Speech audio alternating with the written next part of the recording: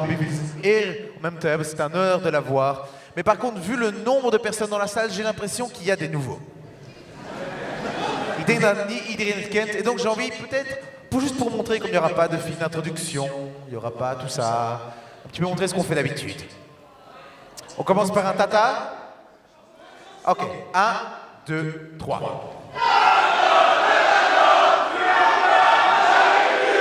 On est prêt pour la masterclass de notre invité. Je vous propose de le découvrir ensemble à l'écran.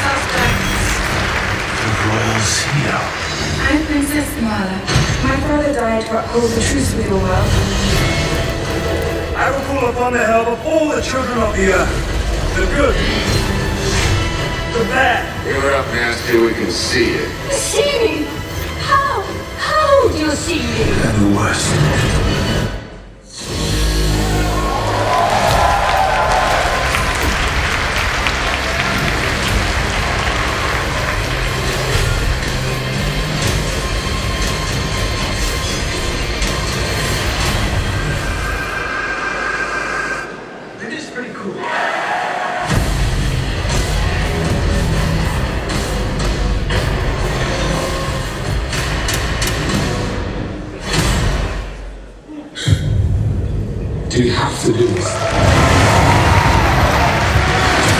Must we? Yes. You have no idea what they do. What do you want? I don't want an intricate, beautiful thing destroyed. We can do nothing. I'm sorry. Don't do this, Alexa. What did she say? Don't do this. It's not a human.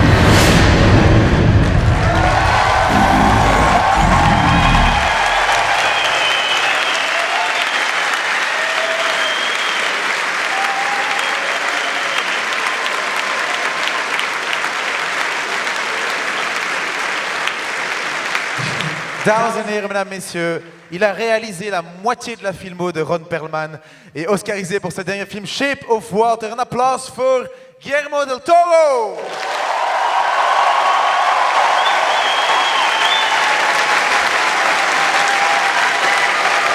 Welcome to Brussels.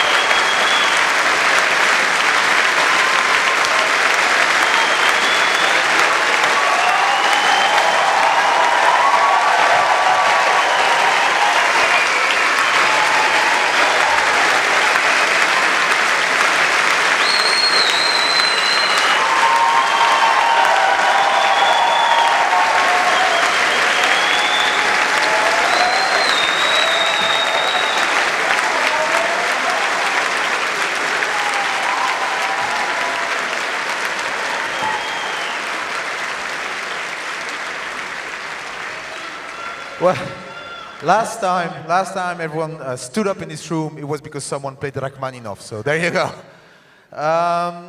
Good. Well, I want to say on a personal note, when I saw that you won the Oscar for The Shape of Water, congratulations again. My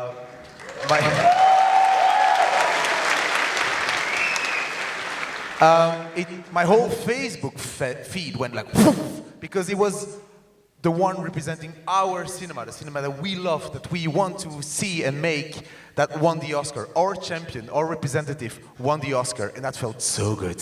So thank you for that.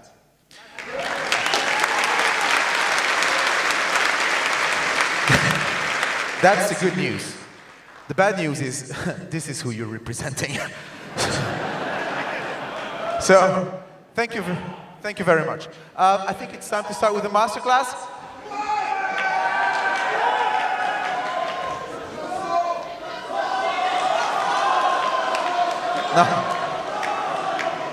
No, look. Attendez. C'est pour la masterclass. Pour la masterclass, on n'a pas préparé une chanson. C'est quand même pas, on sait pas. C'est peut-être pas. They want you to sing a song. Un momento. ¡Viva, cabrón!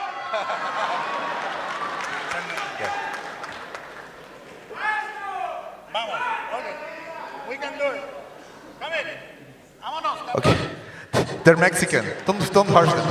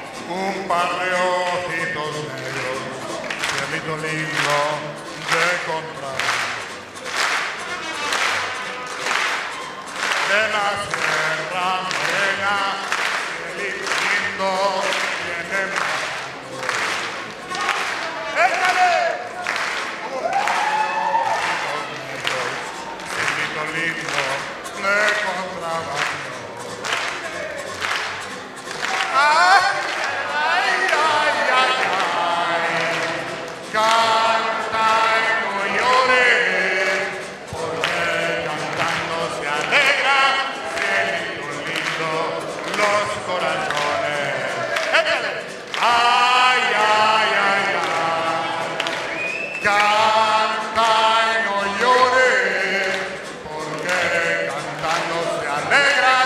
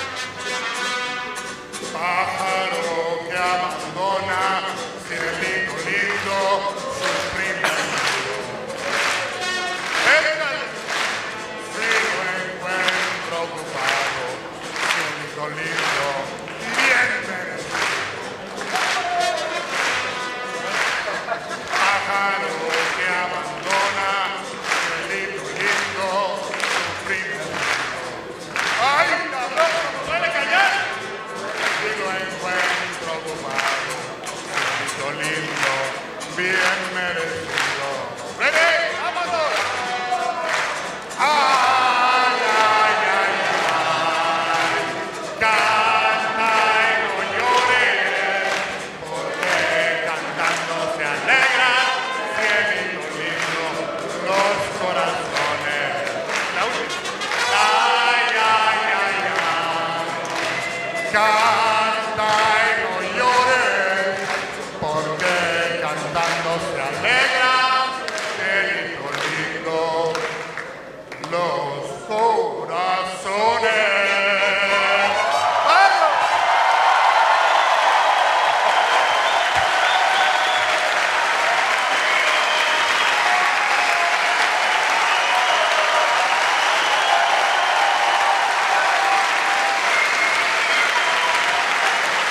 ¡Bésame mucho, no!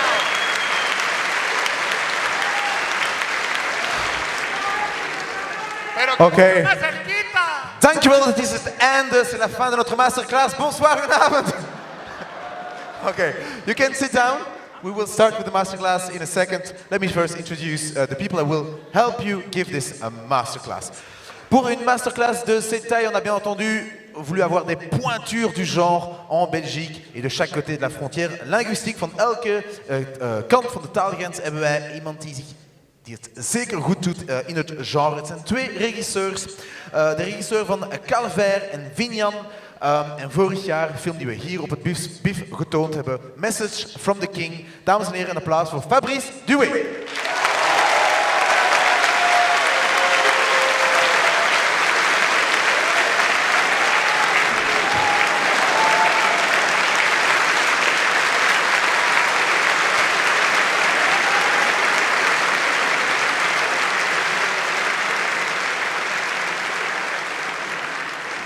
Tu m'as pas serré dans les bras, c'est pas grave.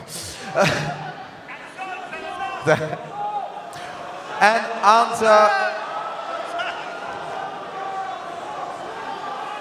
Non. Vraiment? Vous avez déjà entendu la voix de Fabrice ou pas? Attends, je... J'avoue, j'en ai bavé, pas vous, mon amour. D'avoir... Ouais, ça va, Aïch.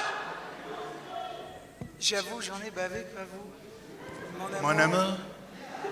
Avant d'avoir eu vent de vous. Mon amour. Ne vous déplaise en dansant la javanaise. Nous Too high for me. aimions le chanson.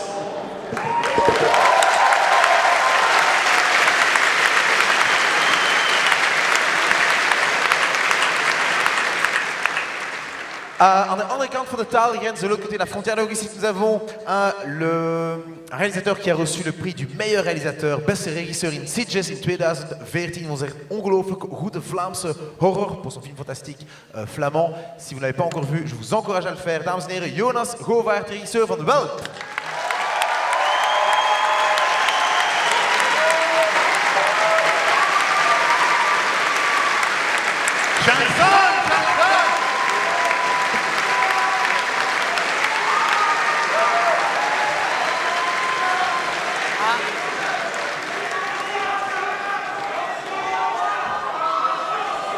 Your turn. All right, let's get this over with. Any South Park fans here? Shut your fucking face. You're the one that fucked your uncle. You're an uncle fucker. Yes, it's true. Nobody fucks uncle. Thank you.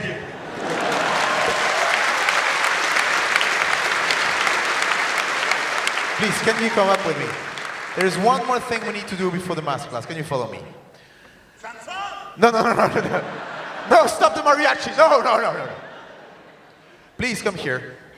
You are about to have the honor, although the honor is on us, to be honest, be knighted Order of the Raven. So I will call on stage Guillermo to knight you and make you knight of the Order of the Raven.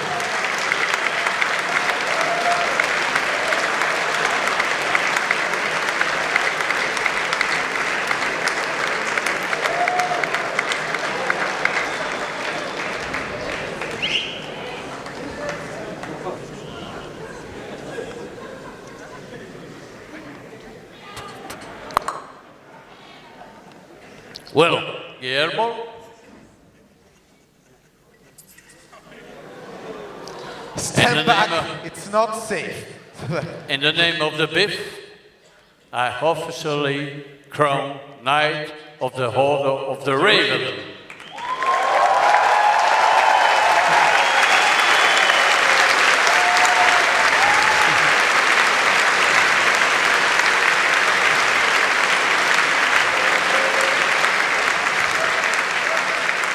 And we give you...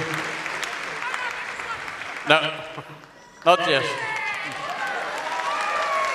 This is the officially Knight of the Order of the Raven Awards, made by Philippe Dumont. Hope you get... Thank you, thank you. Thank you, you can go back to your seat. Nous allons bientôt commencer la masterclass. Néanmoins, j'ai encore une petite formalité à vous demander. Alors, pour les photographes et les photos, vous pouvez encore le faire pendant, on va dire, 10 minutes, un quart d'heure, comme ça. Dus jullie kunnen nog 10, 15 minuten foto's zeggen als je wil, met de flash als je wil. Maar daarna gaan we gewoon de masterclass laten lopen. Donc après ça, on va laisser la masterclass se dérouler pour pas avoir des flashs tout le temps. Donc voilà, s'il vous plaît, respectez-le, parce que je pense qu'on aura plein de choses à écouter. Dus heel vol leuke dingen om te horen, met leuke anekdotes met onze gast Guillermo Del Toro. Bonne masterclass!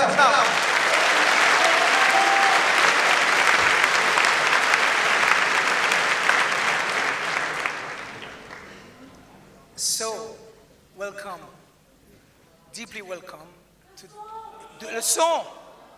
Deeply welcome to that amazing masterclass with Guillermo. We're gonna go back since the beginning of his early career. No, unfortunately no. So we're gonna start with not the shorts, Guillermo. But we're going to start with Chronos. You made that movie in '93. Yeah. It was 25 years ago. Yes. But before starting with Chrono, what I would like to know is what brings you to cinema? Well, when I was a kid, I thought that movies were something that happened and people recorded them somehow, but I didn't know it was a profession. And then there was a little book in my father's library. He bought a few volumes for the kids, and one of them said, "What will I be when I grow up?" And there it was a little thing that said stuntman, and I thought, "Oh, I want to be a stuntman. You know, it's really good. They are in the movies." And then I saw director, and I really, really liked it. And my father had a Super 8 camera, and I recorded my toys killing each other, and they sent that cartridge to the pharmacy to be developed in Mexico City. And when it came back, I put it on my father's projector, and I saw it projected, and it's the most beautiful thing that ever happened, because I said, it's very hard for now young people, because you have the iPhone, and you see images, but back then, those images, you couldn't create images. That's beautiful. That's the heart of what you're going to do after, over and over again. Yeah. And also it reminds us that Chronos, your first feature, opened with an alchemist quote. You are obsessed, tell me if I'm wrong, No. with the idea of the alchemy and transformation of matter or feelings. It's one of your big purpose, not only in movies, but only in life too. Yeah, I think alchemy,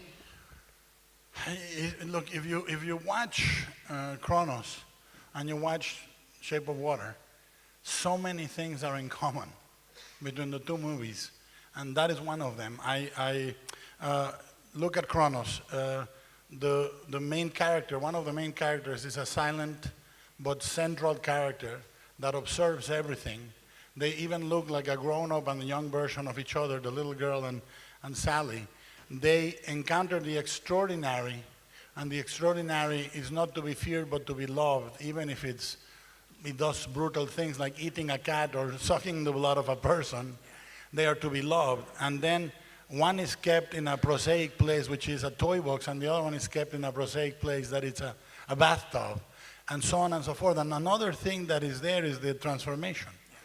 The transformation that happens by will or by faith. You know, Jesus Gris turns into a vampire by the machine, but he transforms into a man again by choosing to destroy the machine and saying, "My name is Jesus Gris." And Sally Hawkins, the character which is apparently marred by tragedy, which are the 3 lines in her neck, the scars, transforms those lines of abuse and misery into life and beauty and breathes again, you know? And I think those are things that I believe that what I love about the genre, that I love with as much passion as you do, is that I can take a genre that most people look at with, look down upon. Not with hatred, but they look at it as a minor, childish thing, and I want to transform it into something either visually beautiful or thematically potent or artistically genuine. And it's, I think, the role of the artist to say, fuck you to the world, and take what is considered a vile matter and transform it into gold, which is the essence of alchemy. There's a beautiful little thing in wabi-sabi in Japan, which is the notion, a beautiful notion, that the imperfection is beautiful, and that aging and that nothing is permanent. It's a very philosophical, aesthetic thing. They have a thing called Kintsugi, which is when a piece of tea of fine china breaks, they repair it, but not to look new. They repair it using gold, and the gold veining of the piece is, the scars of the piece are part of the beauty of the piece. And that's what I think is, we take our pain, and what breaks us as children and destroys us and cracks us into pieces, you put yourself together, and art is that line of gold. But that's the idea of immortality. It is. Because the idea and the quest of immortality irrigate all your film, Yeah. and especially in Pin's Labyrinth, and mostly because there is the metaphor. But I with the story. think the only true immortality is to not give a fuck. to be yourself. Not give a fuck about dying. Like, you know, it's like, I mean, it's a very Mexican attitude, if you want, because we, you know, why are we immortals? Because death is nothing. Fuck it, you know, let it come. It really doesn't matter. You know, and I think that is in Kronos. Everybody's concerned with immortality, and the only immortal character is the little girl that doesn't care about living or dying. She just is, you know. And I think that's the beauty of that notion. The transcendence is just to accept that as that's what wabi-sabi is. The beauty of art, what we do, is that it's impermanent. If it was permanent, it would be so sad. You know, when we make a movie, when we do Crimson Peak, for example, we create an entire mansion, which is 4 stories high, with a working elevator, with working lights, working gas, a working bathroom, everything. And after we do the movie, we destroy it.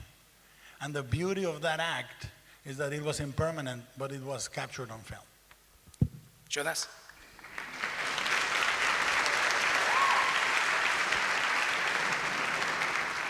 I'd like to know about what it was to be an independent filmmaker in Mexico in the early 90s, because there's a lot of filmmakers here, and when we have discussions about how difficult it is to make movies, it means waiting a few months for funding from the government. But when I hear about your stories, it's a far different affair, so I'd love to know about that. Yeah. Let me tell you, for my generation, we came into cinema when basically making Mexican cinema was basically illegal. And here is why. The sister of the president of Mexico, Margarita López Portillo, hated Mexican film. Hated Mexican film. And she wanted to elevate the movies that were made in Mexico. So she took, for example, the entire budget for Mexican film and gave it to a Russian filmmaker, Sergei Bondarchuk, to make a movie called Red Bells, you know? And he made a movie about John Reed during the Russian Revolution in Mexico. And then accidentally, for some curious Mexican reason, the Cinematheque burns to the ground during her administration. And And some people that were tied to the independent film movement were essentially kidnapped and kept away. And it's a very, very dark episode of filmmaking in Mexico. And this is where my generation came in. And we joined a group of really, really contestatory, brave, independent filmmakers that were keeping this alive. And we all went and worked on that without any hope. Because I think the only causes that are worth fighting are the lost causes. You know, those are the ones that you cannot give up on. And there was no prestige, there was no fame, there was no money. We just wanted to make stories in which we could identify ourselves and our culture in any way. Because when people say, what is Mexican about your films? I say, me, motherfucker. I'm Mexican.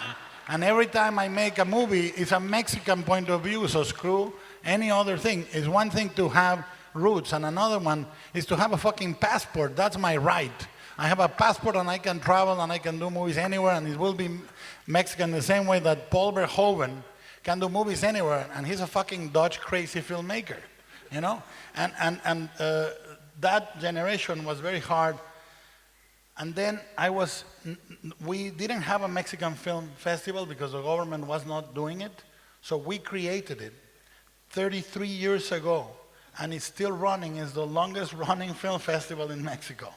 And we created it the first year. I sold tickets, I projected the movies, I drove the guests, I introduced the movies, and I was showing a short film of mine called Doña Lupe, all in the same festival. And 33 years later, it's there. The same year, the 1 year before, we created the first film school in Guadalajara. In the morning, we were students. In the afternoon, we were teachers. And I was the only student that was a professor. That school, with another name because bureaucracy, is still going on in Guadalajara 30-something years later. And I think the lesson that we got is, when you want something really, really bad, you don't wait for a fucking road to exist. You create the road. And with this in mind, 10 years before Kronos happened, I started training myself to do special effects. I was doing short films as director, and I said, no one can do the effects in Kronos, so I better learn how to do them. And I'll become a sculptor and a painter, and I'll make them. And I worked in real estate in the morning, and in the afternoon I would do monsters. And then I created my own company, bought all the equipment, and trained about 12 people, did stop motion, compositing, optical, sculpting, everything. And at the end of it all, we did Kronos, and I closed my company. And just so you can imagine, a regular Mexican movie, when the regime changed after López Portillo, it would take a year and a half or two for someone to get his project or her project approved. It took us 4.5 years to get Kronos approved. They didn't want to do it. They said, it's a vampire film, we don't have to finance, that should be a private movie. And I said, it's art. It's an art, it's a movie full of art. And the genre is full of art. And they would say, no, we won't. And we kept coming back. They said, we want storyboards for the movie. I would do the storyboards for the movie. We want to see the device of the movie. We would fabricate it with my money. We want to see the insect. I would fabricate the insect. And I never, finally one day, I did this for sure. One of the guys was the guy that kept refusing us. I went and said to him, look, this is the last time we can apply. And I said to him, if you don't approve us this time, I will come back and beat the shit out of you. The Mexican way. And he laughed and I laughed, but he knew I was serious. And they approved the movie, but then that movie, then we finished it, and I wrote it in my diary. We showed it to the Mexican Institute of Film, and my producer, Berto Navarro, was told, this is a terrible movie. It will go to no festivals. Nobody will like it, and we will not support it. And then they didn't want to show it to any of the festivals. And by pure accident, the week of the critics at Cannes, Jean Roy saw the movie and said, this is coming to the Critics Week. And then I said, can you support us? 2 more Mexican movies were going to Cannes. And they said, we will not pay for your ticket. We will not pay for your hotel. But you can come to the party that we're going to throw for the other movies. So I took 10 posters and a roll of Scotch tape and went to Cannes with 6 other people in the same apartment, and we won the Critics' Week. And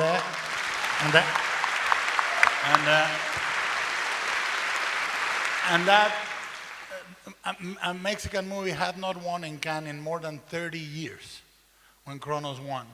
And then we won all the Academy Awards in Mexico, and then I presented them with my second movie, which was Devil's Backbone, and they said, we will not finance it because it's a ghost film. So that's what it was to be an independent filmmaker in Mexico.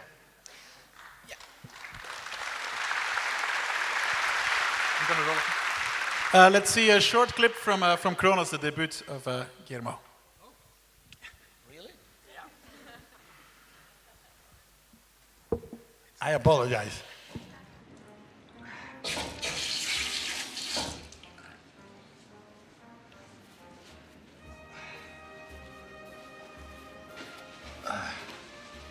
Ese calor siempre me pasa. ¿Está mejor? Sí.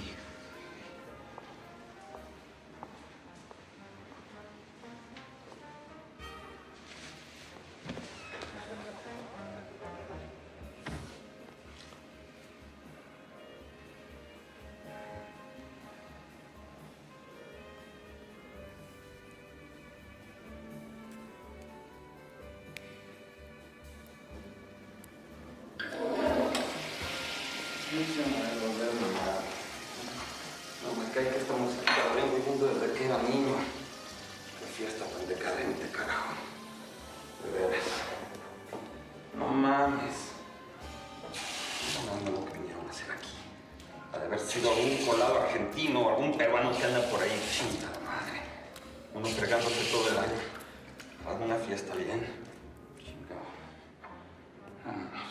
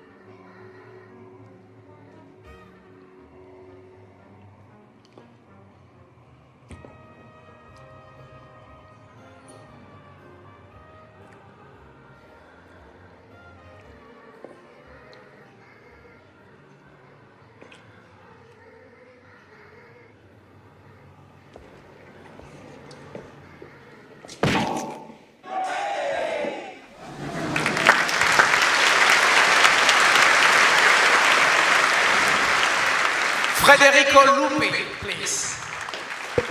Guillermo makes 3 movies with him, no? I made I made Devil's Backbone, and he made a beautiful little part in Pan's Labyrinth, And I was writing a movie for him when he passed away, Great, one of the great Latin American actors of all times. If you can, look for his movies in Argentina. Particularly recommended for you guys one genre movie that's called The Last Days of the Victim, which is an amazing movie about a hitman. He plays a hitman and is a fantastic noir. It's really, really an amazing crime movie. So I'd love to come back to your deep, deep love and about monsters and fairy tales and the occult. Can I say something about Federico? Yeah, of course. When I used to do makeup effects to meet people and to get favors to make Kronos, like for people to owe me favors. And I went to a movie where he was playing a character, and I did the makeup effects for free to give him my screenplay. So I was all covered in latex and color and all that, and I knock on his trailer, and I say, they sent you this. I didn't say, this is mine. I say, they sent you this. Somebody very important, you know? And I said, oh. And I said, they said you should read it today. And he said, oh, whose day? I go, well, I don't know. You know? And he read it, and then my producer contacted him, and I met with him, and I said, what did you think of the screenplay? And he said, it's very mineral. I go, that's fantastic. I don't know what it means, but it was not negative. And he made the movie, he went through the whole movie, and then years later, he saw the movie for the first time in the Miami Film Festival, where I met Almodovar, who offered to do Devil's Backbone and all that. And we come out of the screening, and I say, what do you think? And he goes, I thought it was going to be a piece of shit. I said, what the fuck is this guy doing? I'm glad it's a good movie. Yeah. Is it true that you made a monster voice in each of your movie? Yeah, like here in Kronos, I do the noise of the insect. Yeah. And also the when he's drinking the blood. We sampled my voice, and back then it was the 90s. We flanged it. So in the synthesizer. So it's just like Dario Argento with the gloves. No, you're very fetishist. What happened is, when I was doing my Super 8s, I learned how to do Foley with the Foley master that did the Foleys in The Exorcist, Gavira. One of his guys trained me. And I used to have a Super 8 projector with 2 tracks. One track would be me doing the voices of the characters, and the other one would be me making all the noises in the movie. He taught me to do, like with a cassette tape, you could do the opening and closing of the doors of a car.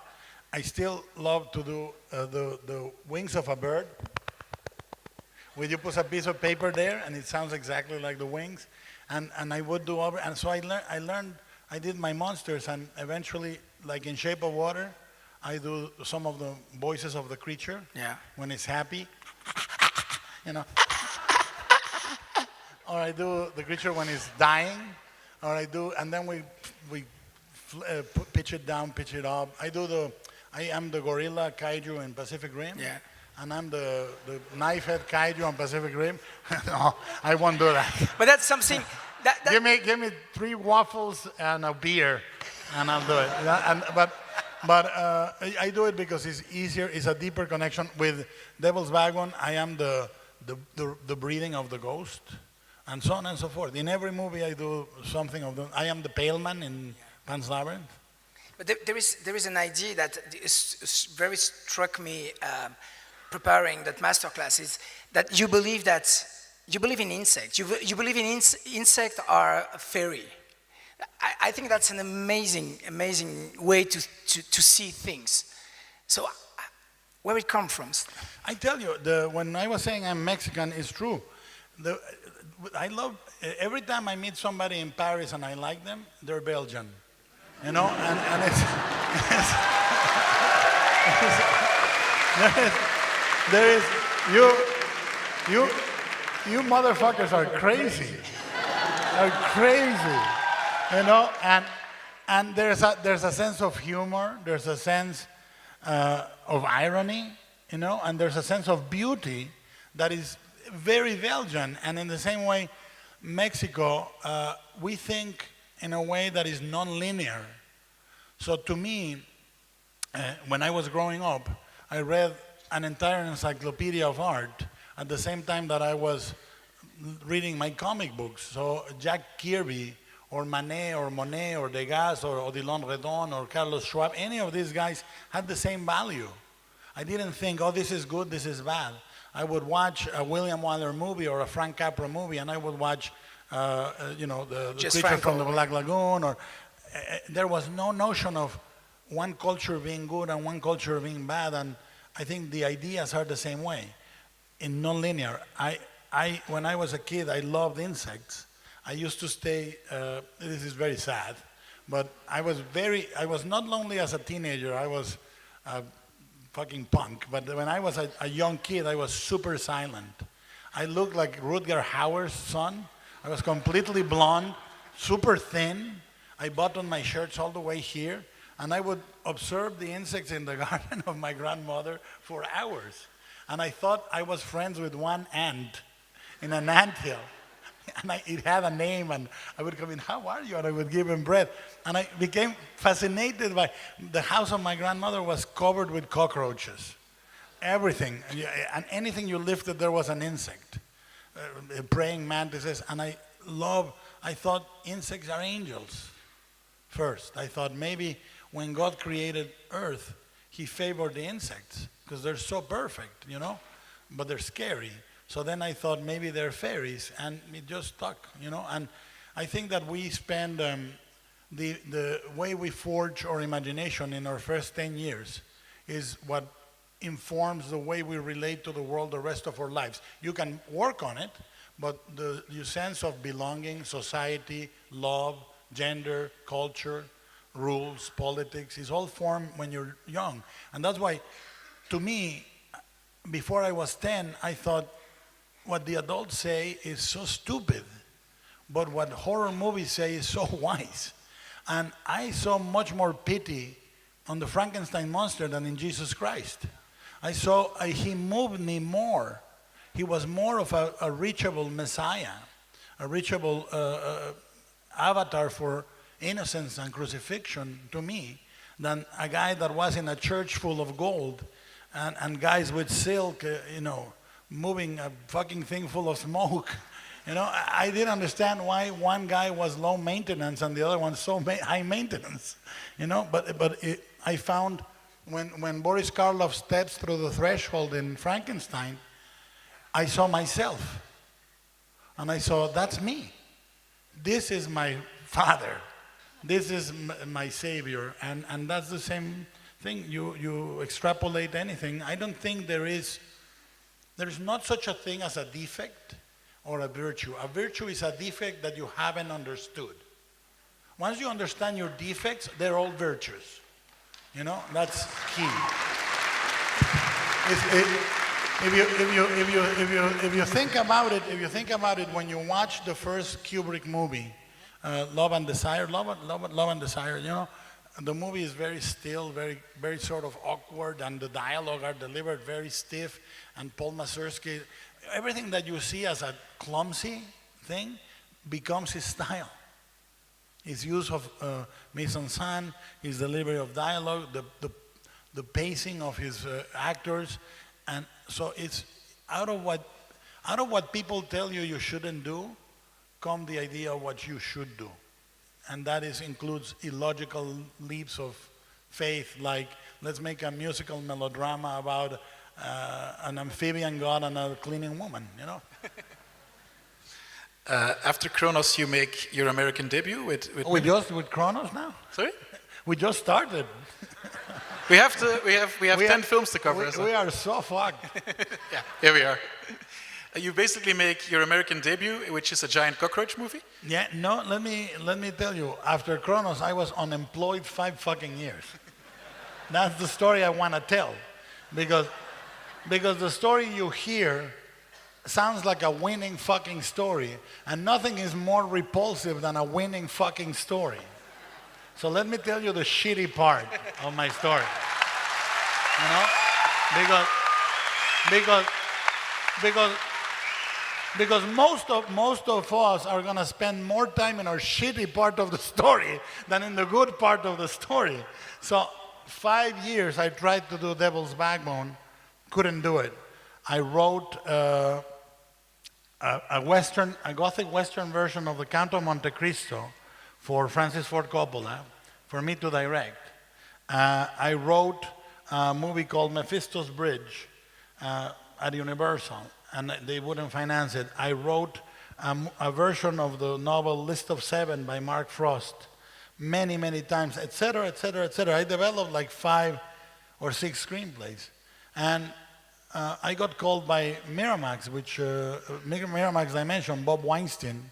And back then, Miramax was famous for being the champion of the arts, blah, blah, blah. But they were also famous for being motherfuckers, you know? So I approached with certain caution, but they said, we want you to do a short film. And Bob Weinstein was very charming in the meeting, and he said, choose whatever story you want, and you will do a short film in an anthology of 4 stories called Light Years. And I said, okay. I chose Mimic, the Donald Wollheim story, because it was very unsettling. the story of a scarab man that replicated himself into little human-like insects. And it was very disturbing, and I thought there's something there. And I wrote the short version of the story, and I pitched it to Bob, and I told him the story of the entomologist, the female entomologist character that was to be Mira Sorvino, being taken by the insect and flying away into a tunnel. And Bob said, that's a feature. You gotta make it into a feature. And I went, oh my God, I don't wanna be in this story 3 years. Nothing else was happening, and I said, okay, I'll do. I found the idea of the insects being not the monster, but God's plan. The original idea in the movie was God was tired of the humans and was bringing the next generation to populate the earth. And we realized that in the movie. That's not the movie that is on DVD, eh?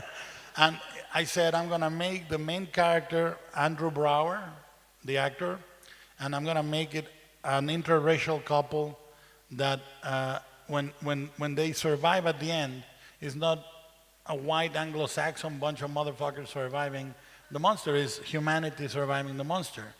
And that didn't go. It was huge battles, blah, blah, blah. But the fact is, at the end of the process, it was so torturous. It was years. And it was years of the most insane disagreements. But I held on, and I learned to fight. And it's the only movie in my 25 years where somebody has screwed with me creatively. Never again. Never again. I'd rather not do movies and open a taco stand than have a movie. Because what it is this, is you have a child, right? You have a child that you love. And the alternative is somebody is going to kill your child, or they tell you, you kill your child. And you think that the rational thing is to stay, and it shouldn't be. So what I did with Mimic is that the child survived. It was horrible, but I survived to fight another day. But it was, Mira Sorvino was the one that, if she had not stood by me, and Quentin Tarantino stood by me, I wouldn't have finished the movie. But they stood by me, and we completed the film. And would you be a filmmaker if you didn't finish that movie? You know, no, in reality, this is part of this, the terrible story is I've been doing this for 25 years, and there's been about 4 times or 5 times where I say, I'm not going to do this anymore. That's it. And three movies I've done saying, it's my last movie, I'm going to put everything on it, and then if it doesn't work, fuck it, I leave the stage. Devil's Backbone was the first one where I did that. Pan's Labyrinth and Shape of Water. You know, those 3 movies I made because I said, that's the last one I do. And I'm going to do anything to survive that movie and make it as perfect. And they are, curiously enough, my 3 favorite movies, you know. We'd like to show a clip from Mimic, and what I love about it, if it's okay with you. If you must.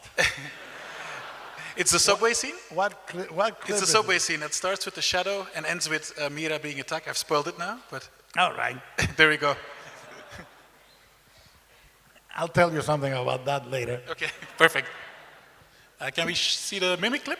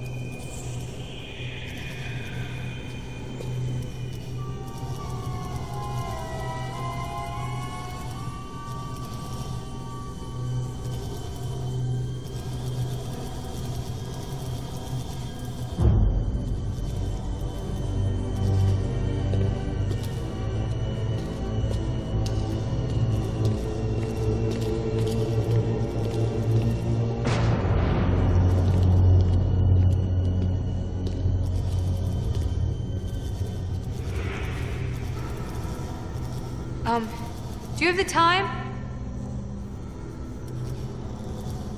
Sir, the time?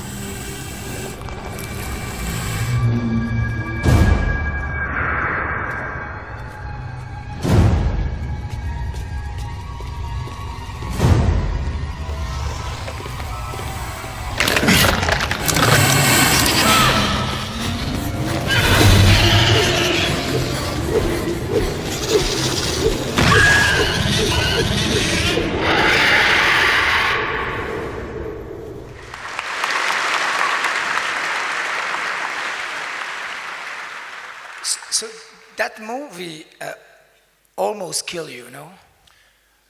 Yes.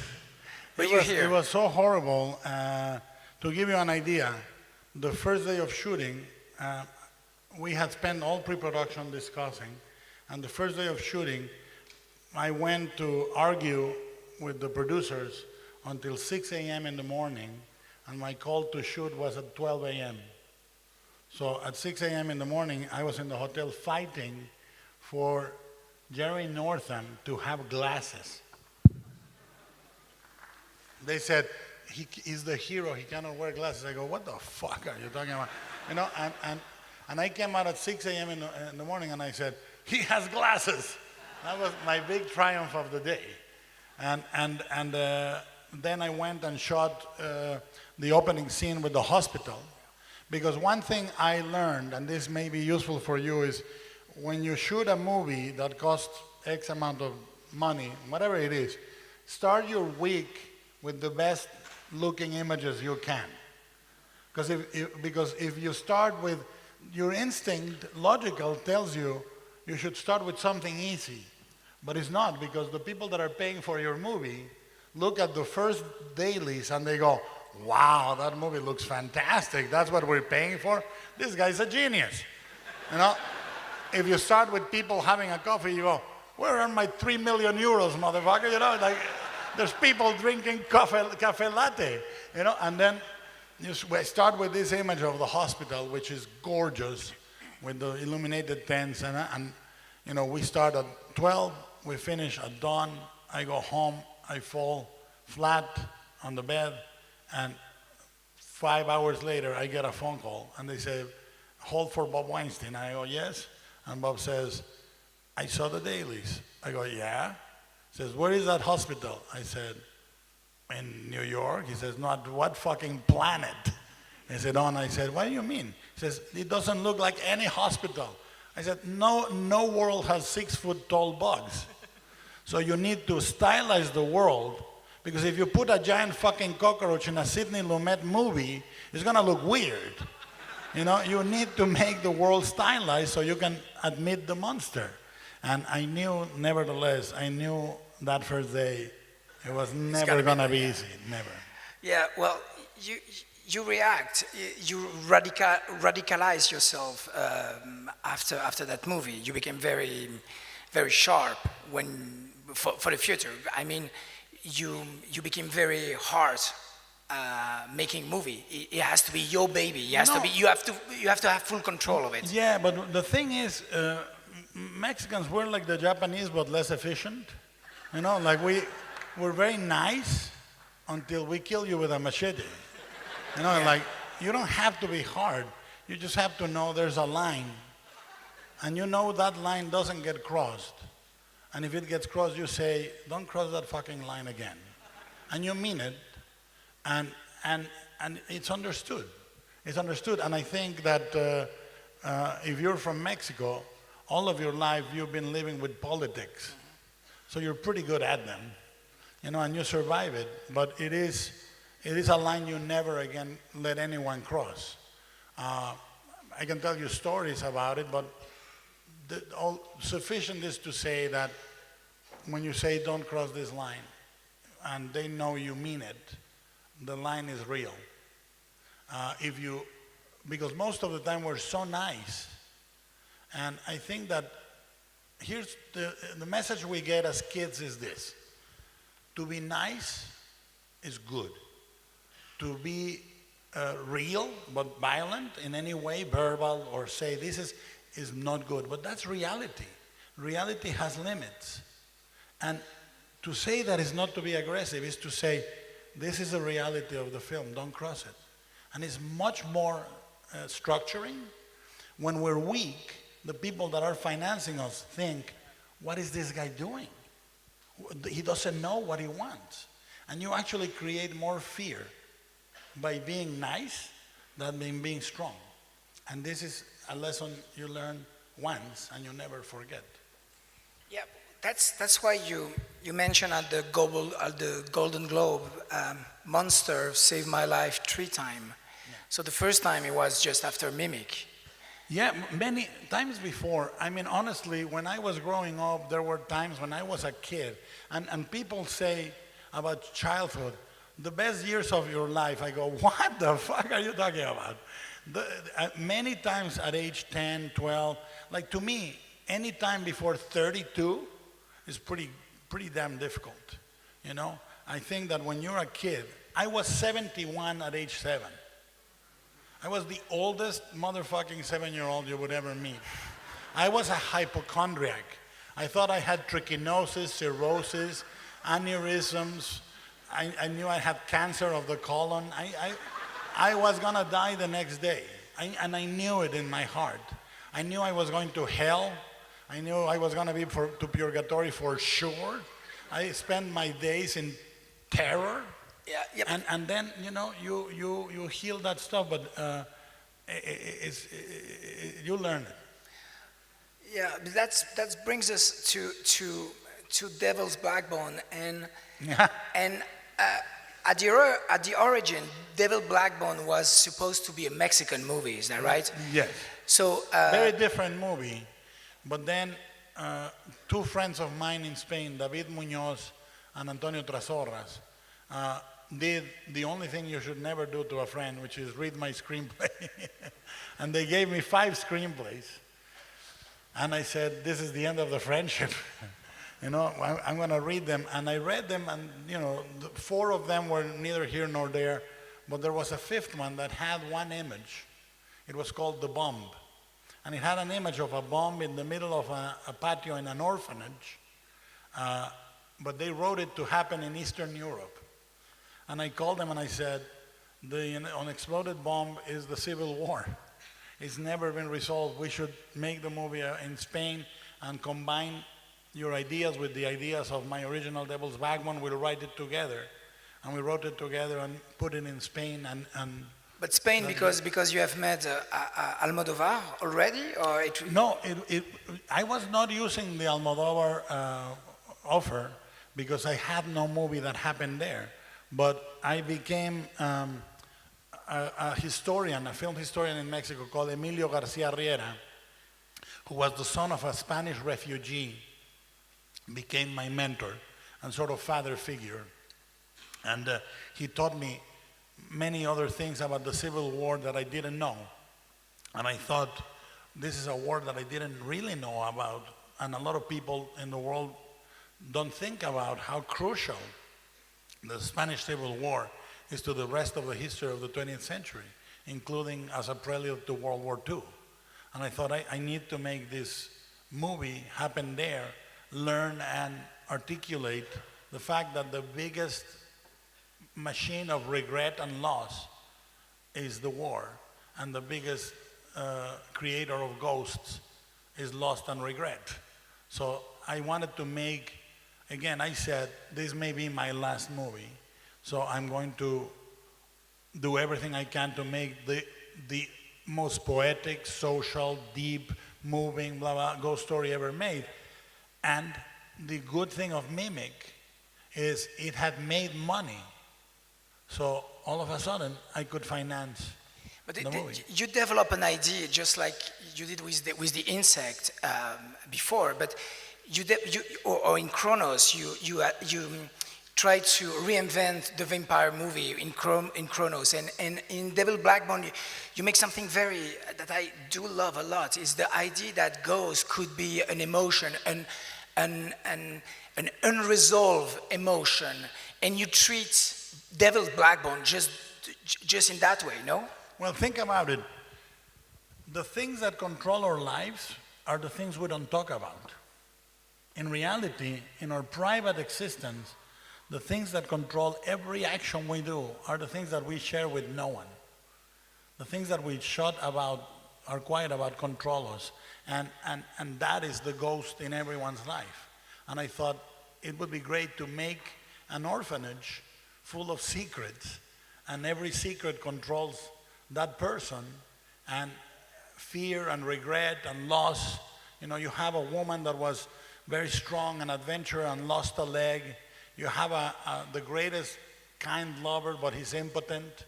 You have the most attractive young man, but he has no soul. You know, these things were a way to articulate all that, you know, and I think then ghosts became the war in the distance. The other thing I wanted to do was that. I said, I want to make a movie in which you never see the war. The war is many, many miles away, but you know what happens within, no? Think about the way politics act with us. The world politics affect you in your daily life. Who is president of the United States has changed the world. And the distance is enormous, geographically, but psychically or emotionally, the entire world has changed in a few months, you know? So I wanted to show how ultimately in a house, which is an orphanage, you have a miniature version of that war with a proto-fascist, the kids, the Republicans, represented by different characters. And I thought it would be great to make a mini epic of a war that is far away and yet is represented by a bomb that never exploded. And the point was, I wanted everything to explode in the movie except the bomb. The kitchen explodes and burns and the car explodes, but the bomb stays there because it's never gonna be resolved. You know, it stays there. It's gonna be there waiting and it's never gonna get resolved. But you made Devil's Backbone and you had the idea of direct Hellboy already. Yeah. But the studio, you deal with which studio for Hellboy at the time? It was Universal? It was Hellboy. I started developing at Universal. Yeah. And I met with them and they said no to Ron Perlman. They wanted other actors. I met with some actors, but I always came back and said, I want Ron Perlman. I met with him, but I want Ron Perlman. And I met with a great producer, a very powerful producer that still is very active in the highest. And he said, I want to make your movie. I love your movie. I want to support it. But I want it to happen without Ron Perlman. And I said, well, then it's not my movie. Thank you very much. I don't want to make it, you know? And it took it took 8 years to make Hellboy. And you discover Hellboy, the comics, the Mignola comic on Mimic, no? Yes. Right. I knew Mike Mignola from his early comics, like Rocket Raccoon, and I knew he did a great job with Cosmic Odyssey, you know? But then he becomes the artist that we know in Dracula and Gotham by Gaslight. He started creating this inky Gothic look. And then he came with Hellboy, and that was the only good thing on Mimic, that I could go every month to a comic book shop called Silver Snail and buy the new issue of Hellboy. That was, and I showed it to my DP, and I used to say we should make the base of Mimic black. I mean, the look of Mimic is fabulous, and I'm super proud of the audio-visual aspect of that movie. And a lot of it was sustained by the beauty of Mike's images during that time. On the subject of Hellboy, one of my favorite things is if you would show the monsters of your movies to someone who doesn't know them, and you don't give them the context of the story, there's a risk of them thinking they're ridiculous maybe when they just see. But in Hellboy, you actually invite the ridiculousness. There's this red, huge demon sipping a can of beer, basically. So in a way, I think it's one of your most risky movies, paradoxically. Every movie I make, I have ever made is incredibly close to not working. That's why I make them. Because when I say, my first movie is a middle-class Mexican melodrama about an aging vampire. Sounds fantastic. Second movie, it was a giant cockroach movie. Amazing idea. Third movie is a ghost story, Gothic ghost story set in the middle of a desert in the Spanish Civil War, winner.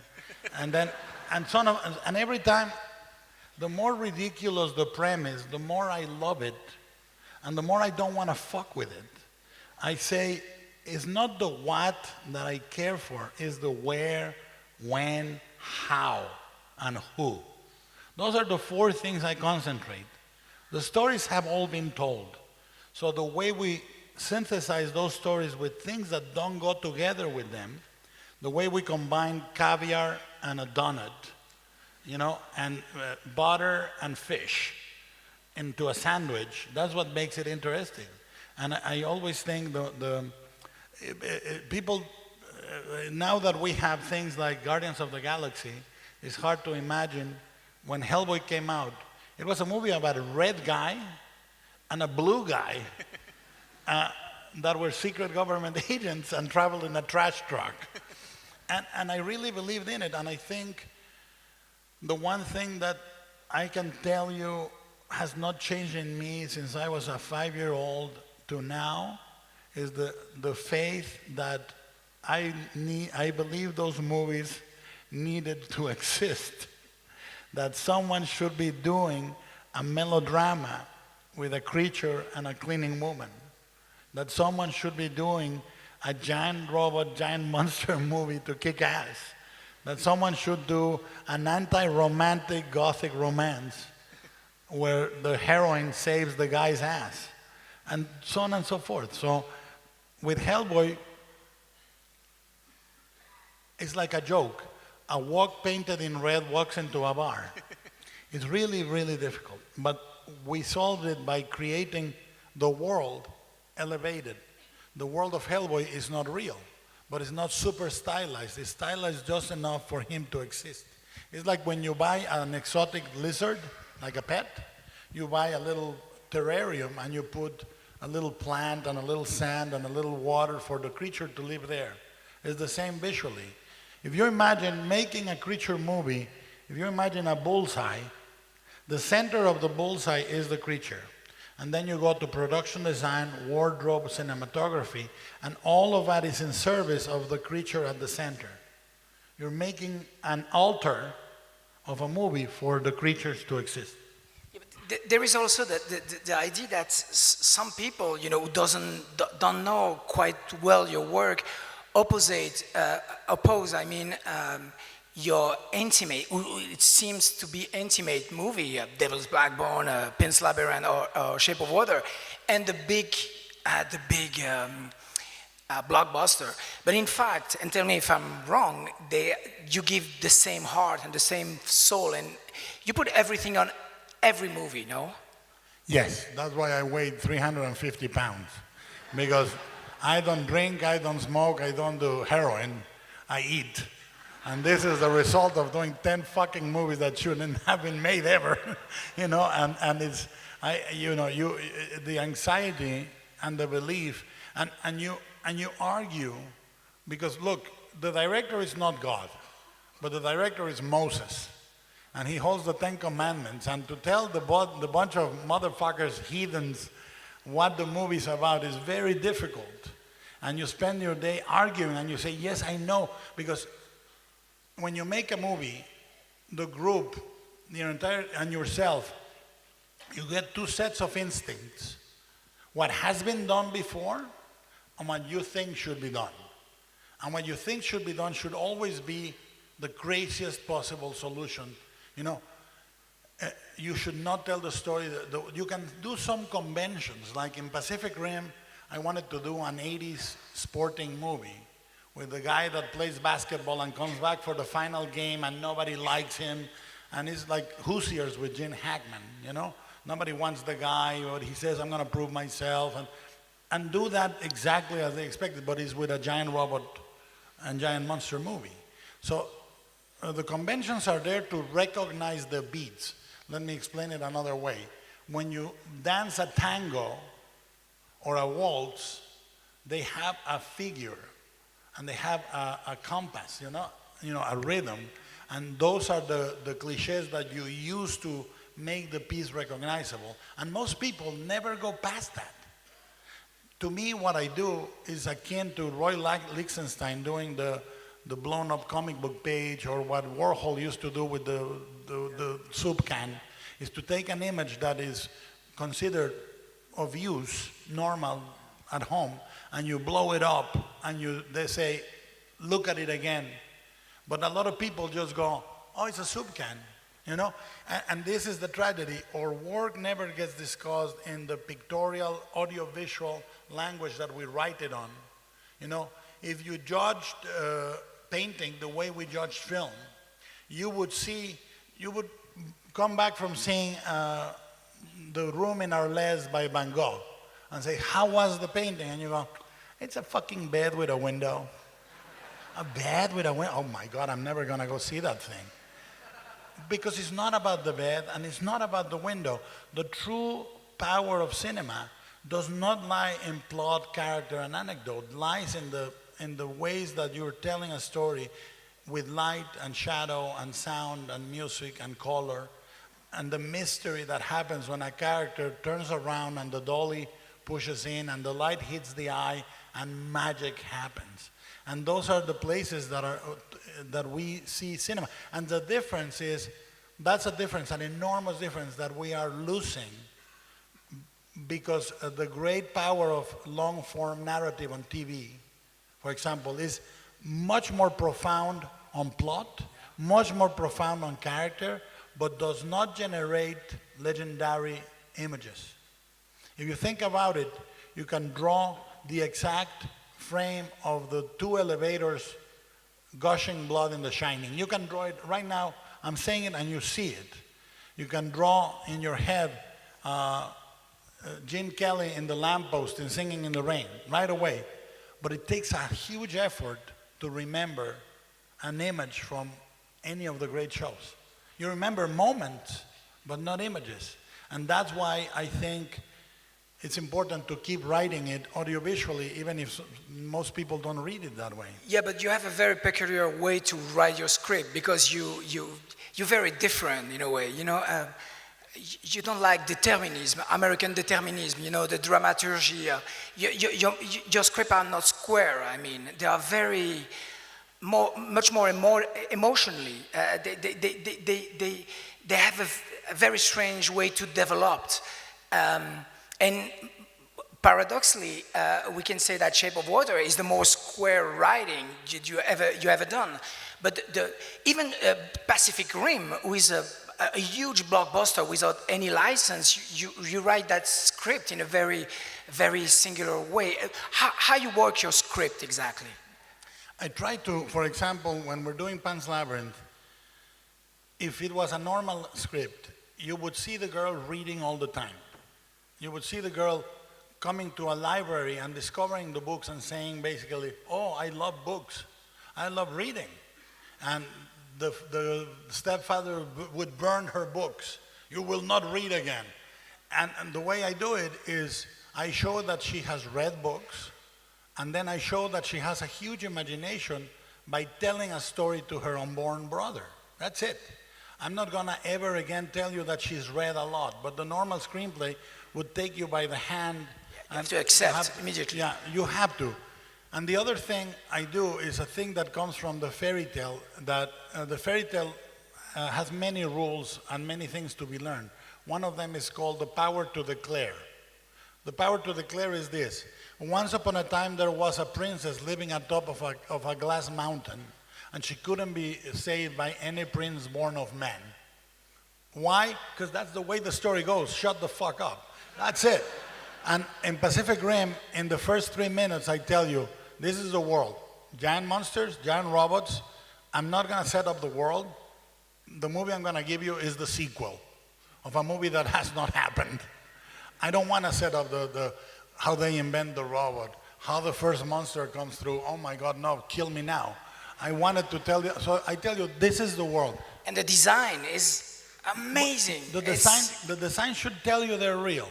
But a lot of people will never go in, and I know that, and that's fine.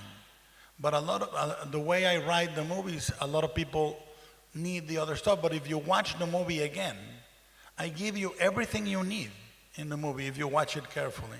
But don't you think it's because of the Emmerich movie and the Michael Bay Transformers movie that maybe people have they think, oh, it's the same bullshit American, and they don't see the sensibility, the great emotion of a movie just like Pacific Rim. I think it's one of the great blockbuster ever. But you have to see it. You have to see it, the emotion of that movie. Yeah, but look, here's the thing. You drive the car you drive because you like it. And a lot of people will say, that's an ugly car, you don't give a shit. I dress horrible, but I like my clothes and I feel comfortable. What do I care? I make my movies, and then if I'm lucky, I get another one. But I don't try to, when I do Pacific Rim, I say, if you like what Abraham Lincoln had a great say. He says, for the people that like this type of thing, this is the type of thing they're gonna like. That's my movies. The entire movies. Yeah, well, that's it. I think it's beyond. And I am that tree in your garden that I've been in your garden for 25 years. You know I give you grapefruits. If you don't like grapefruits, don't fucking come near me. Let somebody else pick up that grapefruit. That's all I can do in this life. Give the grapefruits I like.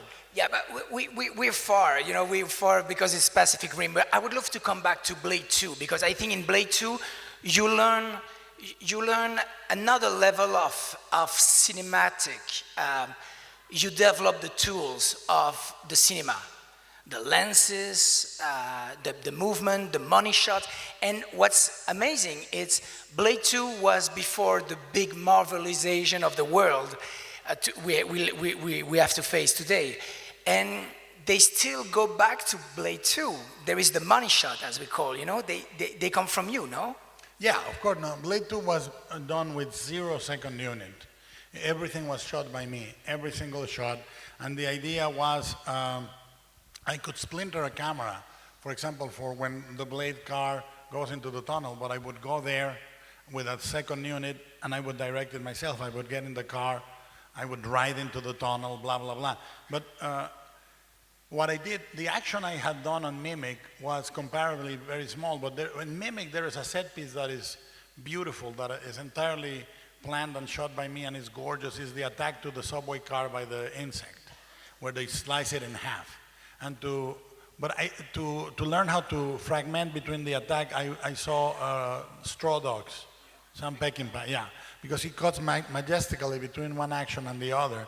But to do Blade 2, I went and I tried to teach myself action. I got all the dailies from Steve Norrington's Blade, all the dailies, and I watched every piece of film he ever did for that movie. So I knew all his shots. And I said, okay, I'm gonna do it different now. Now that I know how he did it, I'm gonna do it differently. And he did a few 4-camera setups, and on one of the scenes I did a 13-camera setup in which all the 13 cameras were coordinated to use exactly the moment where the camera crossed one and another. And I learned how to shoot action, and I studied the old, the classic Kung Fu movies and the modern masters. Yeah, it was Iron Monkey 2, was very recent, Legend of Fonsai Yuk. And I saw how it was shot differently than Western. And I then talked to my editor who had cut Dragon, and he said, some of the fights you should shoot so we can go to 22 frames. There were moments I looked for the big gesture. Like there's a moment where Wesley hits a guy and his coat folds over the guy's arm, and I cut it double. It goes on the wide shot, and on the close-up, again, 2 times. Or you do one punch and you don't wait for continuity. You go straight to the other punch, first frame. So it's like a 1-2 that is super fast, blah, blah, blah. I learned all the rules, and then I said, okay, now I'm gonna make an insane action movie. and I said, I went to Wesley, and I said, Wesley, I don't understand Blade, because if I was Blade, I would live with the vampires, and I would say, fuck you to the humans, you know? But if you take care of Blade, I will shoot you like a god, and I will make my movie the story of the vampires. Because I like Nomak more than I like Blade. Yeah, that's also the idea of being true to yourself. Yeah. Blade, he chose to be a man, just like Hellboy is gonna choose. He will choose to be a man in the ending of Hellboy 2. Yeah. So it's a choice. It's a choice, inner choice, and I think it's very, very personal of you. I think that the beauty of the character of Nomak is that it's tragic. I think Blade is to me is not a tragic character. It's like a super. It's a true superhero. I remember an anecdote. We designed a gun for Wesley, for Blade, that ended up being used by Ron Perlman. It was a beautiful gun that had a blade in the front. It was gorgeous. And Wesley came to see what we were preparing. I said, "This is the gun I'm designing for you." So it was in the principle of the old bayonets. You shoot, when you run out of ammo, you have two blades. And he looked at it, and this is a beautiful lesson. He said to me, "It's too good." And I said, "What do you mean?" He said, "Blade is not Batman. It's not about the equipment, the hardware. It's about the guy. I run out of bullets, I have my fist, I have my legs. We should never make it about the car or the weapons. It's about the guy."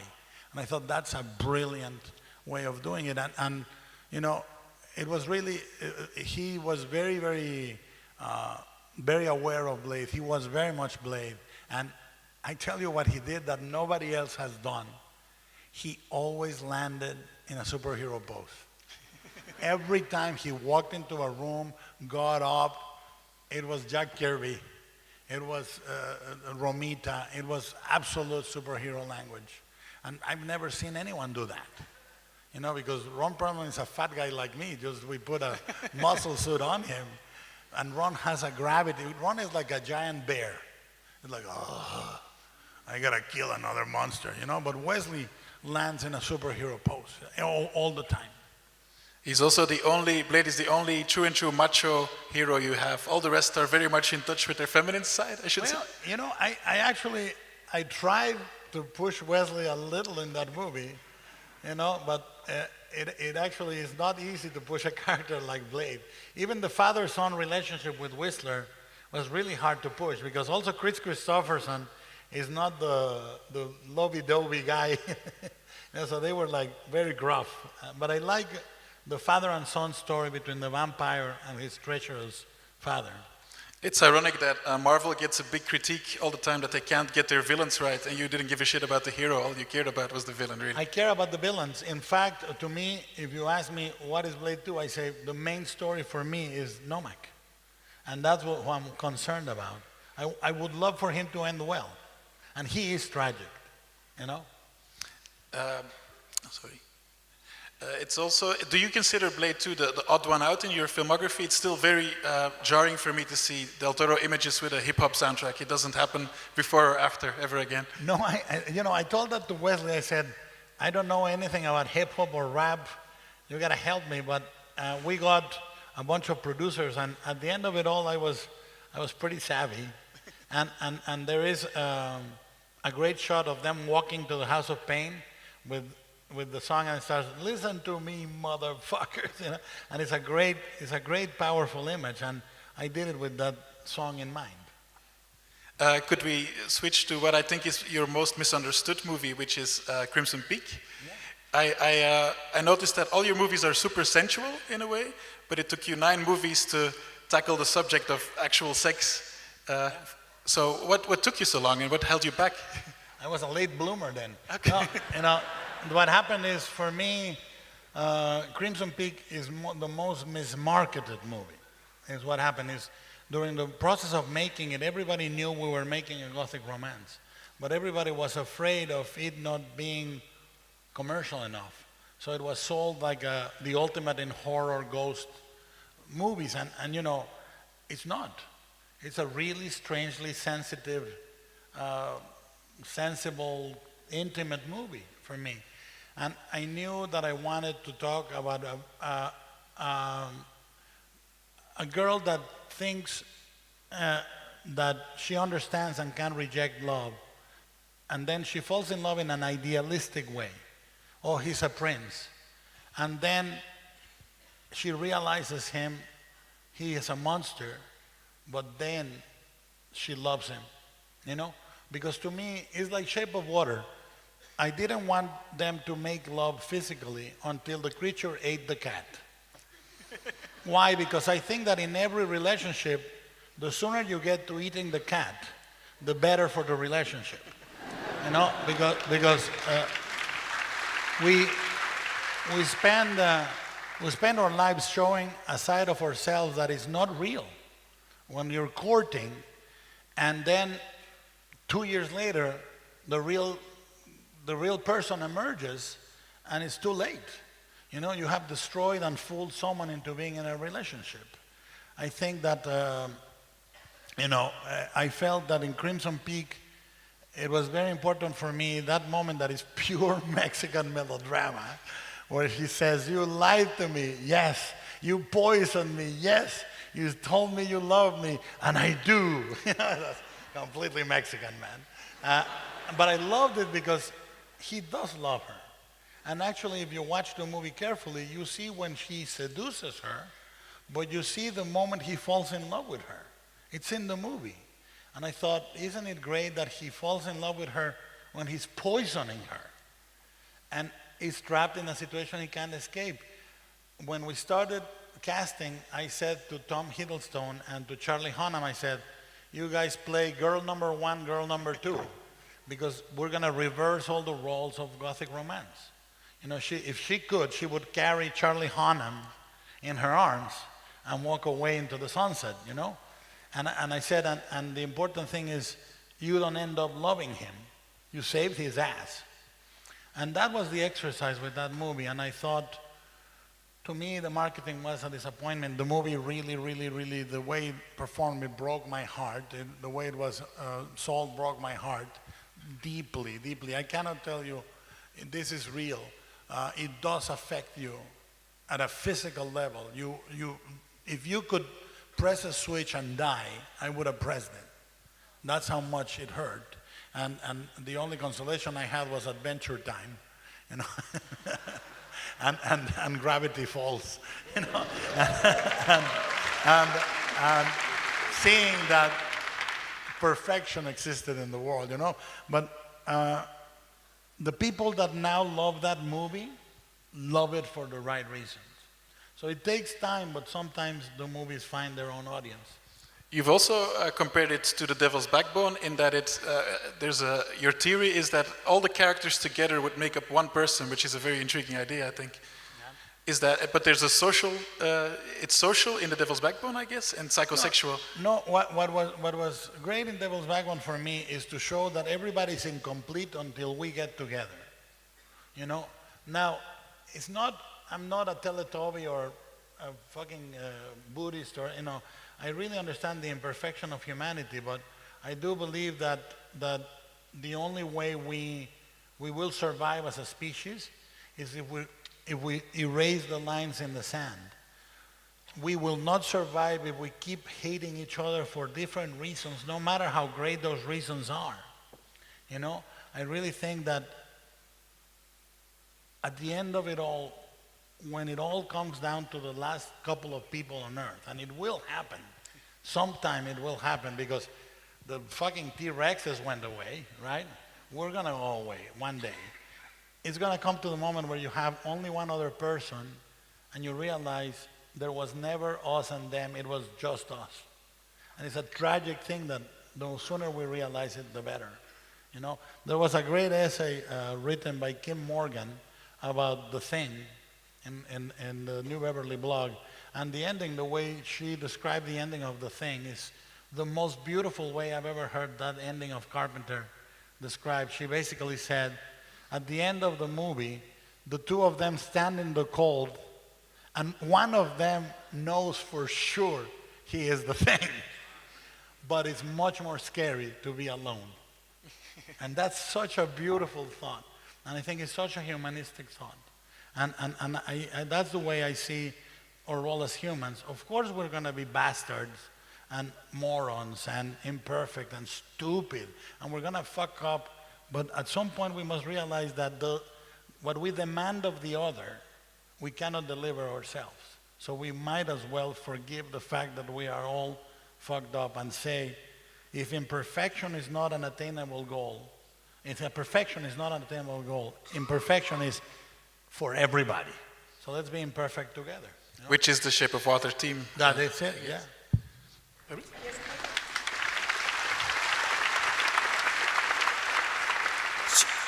I have a question about you always starting your movie with a voiceover.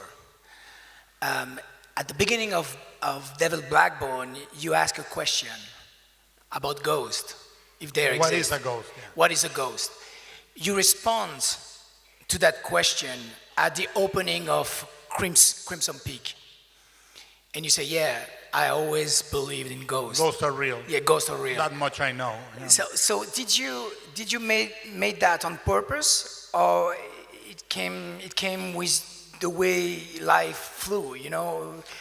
Well, when I did Devil's Backbone, I had heard a ghost once in my life. When I saw Crimson Peak, I had heard a ghost a second time. But you see ghosts? No, I never seen. I heard them. Oh, but it was very complete. Like the second time I heard a ghost was during the scouting of The Hobbit in New Zealand. We went to an area called Waitomo, and if you go to the Waitomo Hotel, I always go to haunted hotels, and I ask for the haunted room. Nothing ever happens, except this time. Once I went to the Langham Hotel in London with Mike Mignola and Danny Elfman, and we sat down and we said, this is the room. There were two rooms, one when a girl committed suicide and one where a guy strangled his bride. I said, I'm gonna go with the one where the girl commits suicide. But I chose the wrong room. I was in the room where the guy strangled his bride. So I got really nervous and I told Mike and Danny Elfman, please don't fuck with me. Each of us is gonna stay 45 minutes alone in the room and the others go to the bar and let's see if anything happens. And the moment I was describing that in the room, you heard, and it was Danny Elfman's fucking cell phone. He had that ringtone. But other than that, nothing happened all night. Now, I got to Waitomo in New Zealand, and I say, the hotel is closed for the season, and we are scouting for The Hobbit, which is like being the president's guard, you know? They opened the hotel for the 7 of us. They put all the group in one wing, and me, the stupid guy, says, I want the haunted room. And they put me alone in another wing in the haunted room. but why you do that? I wanted to see if I could see a ghost. And I'm watching The Wire in my computer, and I'm watching Stringer Bell, you know, and all of a sudden I hear a woman being killed in the room. The most horrible screams you've ever heard. The most blood-curdling, brutal, real screams you've ever heard. And I close the computer, and I start moving, and the screams move with me. Like, if I move close to the bed, they move to the bathroom. If I move to the window, they move to the bed. And I go to follow them, go to the bathroom, and hear them in a chute that goes to the cellar. And I went back, and they stopped, and I was really frozen. I said, I'm gonna open the door, and I said, what if something's at the end of the corridor? And I was not looking at the balcony. I said, what if something's standing in the balcony? And then I start hearing a guy going, and the most repentant, horrible cries of a guy, and I hear the springs on the bed. And I grab the computer and I put my Bose earphones and I watched The Wire all night. And I did, nothing else happened because I was watching Stringer Bell and saying, I'm not gonna sleep a single minute that night. But you have a relationship with ghosts, no? Since childhood, you make a deal with them. Well, yeah, but ghosts are, when it happens, people think I believe all this stuff. I don't, I'm a skeptic. I don't believe in this stuff. I'm not the guy that pays to have a cleansing with Adobe, and, you know, I'm completely skeptic, but I'm Mexican, and I've seen I heard 2 ghosts, and I saw 1 UFO. I'm screwed. It's not bad, you know? I saw it, it was there. But what happened when you were a child? Because I love that story. When I was a kid, I used to pee on the bed because I had lucid dreamings, which means you wake up in the room that you wake up in the dream and you are in the room that you're sleeping, so it looks real. But there are things in the room. There were monsters in the room. One time I saw a goat man behind an armoire. I would look at the shaggy rug and they would be fingers waiting to pull me down. I saw a creature in the corner of the room and it was moving, and I would stay in the bed and pee. And my mother would punish me, and one night I did stand on the bed on my crib and I said, if you let me go to the bathroom, I will be your friend for the rest of my life. And they disappeared for a long time. I saw them again like 3-4 years later, but I was able to pee at leisure. And for peeing, one should be thankful until you're 90. Yeah. Well, we have talked about Crimson Peak. There is so much to say about Crimson Peak. But before Crimson Peak, if we have time, because I think it's very important, I would love to talk a little bit about Pin's Labyrinth. I think Pin's Labyrinth is truly a masterpiece. You reach an amazing level there, emotionally, cinematically. And also, I would love to talk a little bit about the music, because you hire Javier Navarrete because of you have seen Agustin Villaronga movies. We had done Devil's Backbone by then. Yeah, we did together, but let me tell you the bad side, one of the bad sides of Pan's Labyrinth, which is useful. I went with the movie and I pitched the movie verbally in every studio in town and with every independent financier in Europe. And everybody said no. Everybody said no. Because I would end the movie and then the girl dies, and they would go, the girl dies? I go, yes, but no more. They wouldn't listen anymore. And I learned that. So when I pitched Shape of Water, I had commissioned drawings and a maquette of the creature, and I pitched it with all those aids, visual aids to have people understood that when I said the creature and her get it on, the creature could be seen. And the creature was designed to be like the Michelangelo David of fishmen, and with Pans, everybody passed. And then finally, one single entity, Telecinco in Spain, said, oh, that sounds great. And we did it. We did it for the same amount of money that Shape of Water cost. The same budget. That's huge, no? For a European movie, it's a lot of money. But it was 13.5 million euros, which was 19-something million dollars. It's a co-production with France, no? It was a co-production with a picture house, yeah. And what happened is, I said again, I left everything, moved to Spain without having financing, because I said I gotta make this movie. And I wanted everything to be built. I didn't want any single set to be real. I wanted it all to be sets that we built visually for the camera. But what it's extraordinary with that movie, it was a lot of yours movie, but on Pin's Labyrinth, everything is just like meticulous, fetishes, just like an Hitchcock movie. The music, the style, the acting, the soul of the movie.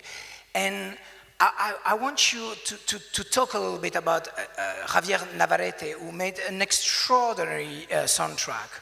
Yeah, when we worked on Devil's Backbone, we interacted through the editing room. He would come in and deliver the music, I would comment on it, blah, blah, blah. But on Pan's Labyrinth, I said, I need the lullaby before I shoot the movie, because Mercedes is gonna sing it to her. And I said, the movie itself is a lullaby, but it's a really sad lullaby. Yeah, that's for sure. And I wanted the movie to affect you in two ways. One, a sense of loss, and the other one, a sense of beauty. I think the two feelings, if they are true to you, they inform each other in a deeper way than alone. A movie about loss is a movie about loss. A movie about beauty, if it's only about beauty, is another thing. But if you have the two and they are both genuinely coming from your own heart, they become something incredibly moving. And that is, and it happens now and then with other movies, where the beauty of it has also an incredible sadness, you know? And I wanted that movie to be that lullaby. And Javier came up with the lullaby, but he was very afraid of melody, like most composers are. And he, you know, the ta-ta-ta-ta-ta-ta-ta, he would avoid the next to last note. And I said, no, it has to be ta-ta-ta-ta. And then ta-ta-ta-ta-ta-ta. He would go and avoid the two penultimate notes. Yeah. And I say, no, put them there. It should be easy to remember. You should come out and be able to whistle that melody, because it's the lullaby of the movie, and we agreed upon that. And from that moment on, he composed what I think is the two best scores I've ever had. To me, the three is Shape of Water, Pan's Labyrinth, Alexandre Desplat. And the score Marco composed for the Marco first Beltrami. For the first Hellboy. Yes. Those are the three best scores. And paradoxically, you hired Danny Elfman, who was one of the greatest, but it's not great soundtrack, no? I like the score in Hellboy 1 much more. Yeah. So you agree that soundtrack on Hellboy 2 is not your favorite? It was a different experience, because I loved the theme that Marco had composed. In the same way that I think big movies need a theme. Like, for me, the theme that Ramin Djawadi did for Pacific Rim is one of the great themes, you know, and I think it becomes the movie. And I thought losing the theme of Hellboy for the second movie was not good. It's based on a novel, no? It's Arthur Machen novel, Pan's Labyrinth, no? Is that true? No, what you're referring to is The Great God Pan, which is completely different. It's a psychosexual it's a Victorian story about psychosexual awakening. No, it has nothing to do with anything. It was a story I invented, trying to make it sound like a fairy tale that had existed always.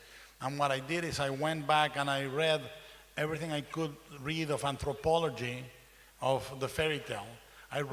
I have in my houses are two houses that are 13 libraries connected, and one of the main libraries is fairy tales and mythology.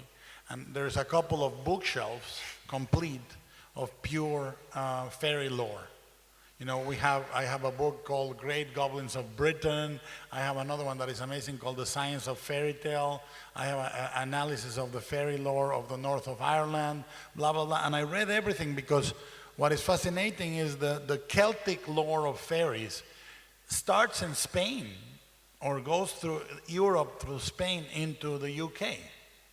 So it's more old in Galicia, in Spain, than it is in the north, in the UK. So a lot of the same traits of Celtic lore are shared by the mythology in Galicia. So I set up Devil's Backbone there, and I couldn't shoot it there because we didn't have the budget to go to a proper Galician forest, but the mythology is properly Celtic, and I studied all the rules of fairy tales. For example, the law to declare. I studied the rule of three, which is you should always have 3 female figures, 3 choices, 3 tasks. For some reason, the fairy tale is organized like that. 3 doors, one of which you should open, 3 gates, blah, blah, blah. 3 castles, 3 servants, 3 sisters, 3 little pigs, whatever you want. It's a rule that sounds completely ancient. And then I followed conventions, like there is a convention called the Fairy Banquet, in which the hero is told, you will see a sumptuous banquet, you shall not eat anything. And of course the hero eats something, you know, blah, blah, blah. And I made those notes in my notebook. I read all those books. I was a month alone in Spain just writing them. And then I did write the story. It's a strikingly sad movie. I've seen that movie, I think 6, 7, 8 times. it always blew my mind at the end. I'm just like the ending of Breaking the Wave. You know, you're just in tears. It's impossible to do another way. How you reach that level of emotion with all that style, that every color, you pick up every color, you pick up every shot is so, there is something just like grace in that movie. But did you were conscious, or you have everything in mind when you shot that? It's 50-50 because a lot of the things, Pan's Labyrinth, real story, was one of the hardest fucking movies to shoot ever. Almost as bad, as difficult as Mimic. Everything that could go wrong went wrong on Pan's Labyrinth. We scouted the forest that was gorgeous, and we come in the driest summer in the history of Spain, and it looked like the fucking road runner and the coyote were gonna walk by. It was all the green was dry. We would bring ferns, plastic and real ferns, and plant them in the ground, and I would put ferns in the foreground, and we painted the moss in the trees because everything was dry. If you move the camera, you look like a desert, and I had to make it lush. They forbid us to fire the guns because the forest was so dry. The fire department was afraid the forest would burn. So we have all the actors going in the war scene. Nobody fires anything. They go, and no explosions in a war movie. So the war scene has no explosions. We put air cannons with mud exploding, and then I put a machine that has steam with a lamp that illuminates it like it has fire. And the last day of shoot, I did blow up the truck. I said, fuck it, let's go. Blow up the truck, and we did it. But on top of that, everything else went wrong. A lot of the people that were working in the movie thought it was the silliest premise in the world. They would see a fawn walk into a Civil War movie, and they would go, you know? And the moment when I thought they realized it had power, there's a moment in which even the makeup guys didn't know what I was gonna do with the palement. And the moment he does like this and opens the hand, the entire crew went, and I went, this is gonna work. But it's a very brutal movie too. The violence is insanely hard. Yeah, but the main thing with what I do is I contrast the beauty and the violence. Yes. And the beauty is completely sincere and arresting, and the violence needs to be equally sincere. There is such a thing as glib violence in films. You can feel when somebody is pretending to do violence that is shocking. My violence is not done to shock you. It's because I grew up in a country where beauty and violence are half a meter away from each other, you know?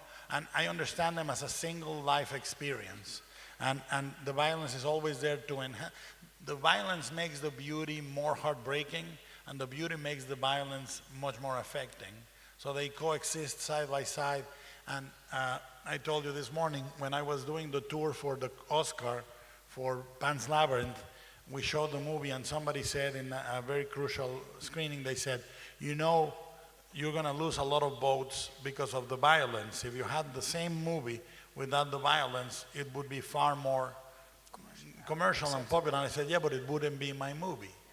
You know, I much prefer not to get that acknowledgement and get the movie the way I wanted it than to change it for it to fit, like Cinderella's sisters, cutting my toes to put my foot in the glass slipper. Fuck that dance, you know? I don't want to go. Maybe we can watch Pan's Labyrinth. Is it okay? Oh, is that okay? Oh, to see? Okay. All right. Is it possible to just, we skip to the Pan's Labyrinth clip? Thank you. Rápido, Alteza, entregádmelo ya. La luna llena brilla en el cielo y podemos abrir el portal. ¿Qué lleváis en la mano? El portal solo se abrirá si derramamos en él sangre inocente. Solo un poco de sangre. Un pinchazo tan solo es la última prueba. Vamos. Prometisteis obedecerme sin chistar. Entregadme al niño. No. Mi hermano se queda conmigo. ¿Sacrificaréis vuestro derecho sagrado por este mocoso al que apenas conocéis? Sí. Lo sacrifico. ¿Negaréis vuestra cuna por él? ¿Él por quien habéis sido humillada e ignorada? Sí. La niego. Hágase pues vuestra voluntad, Alteza.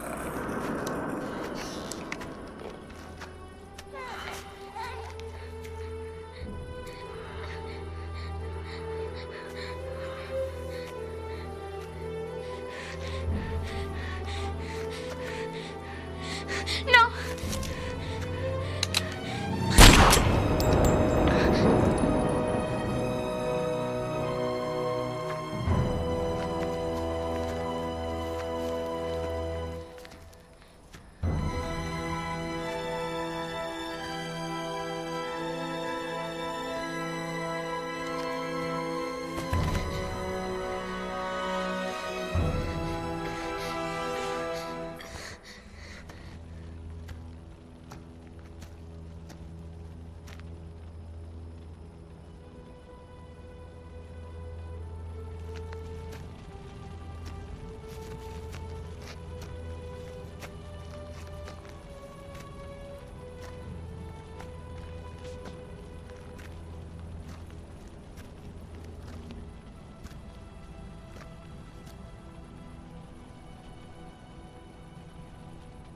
Mi hijo.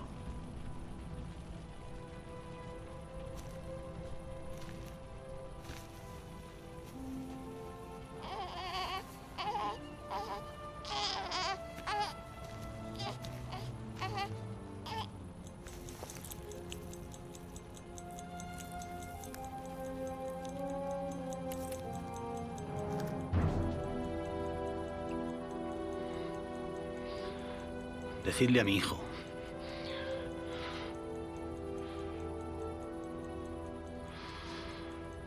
Decidle a qué hora murió su padre. Decidle que yo... No. Ni siquiera sabrá tu nombre.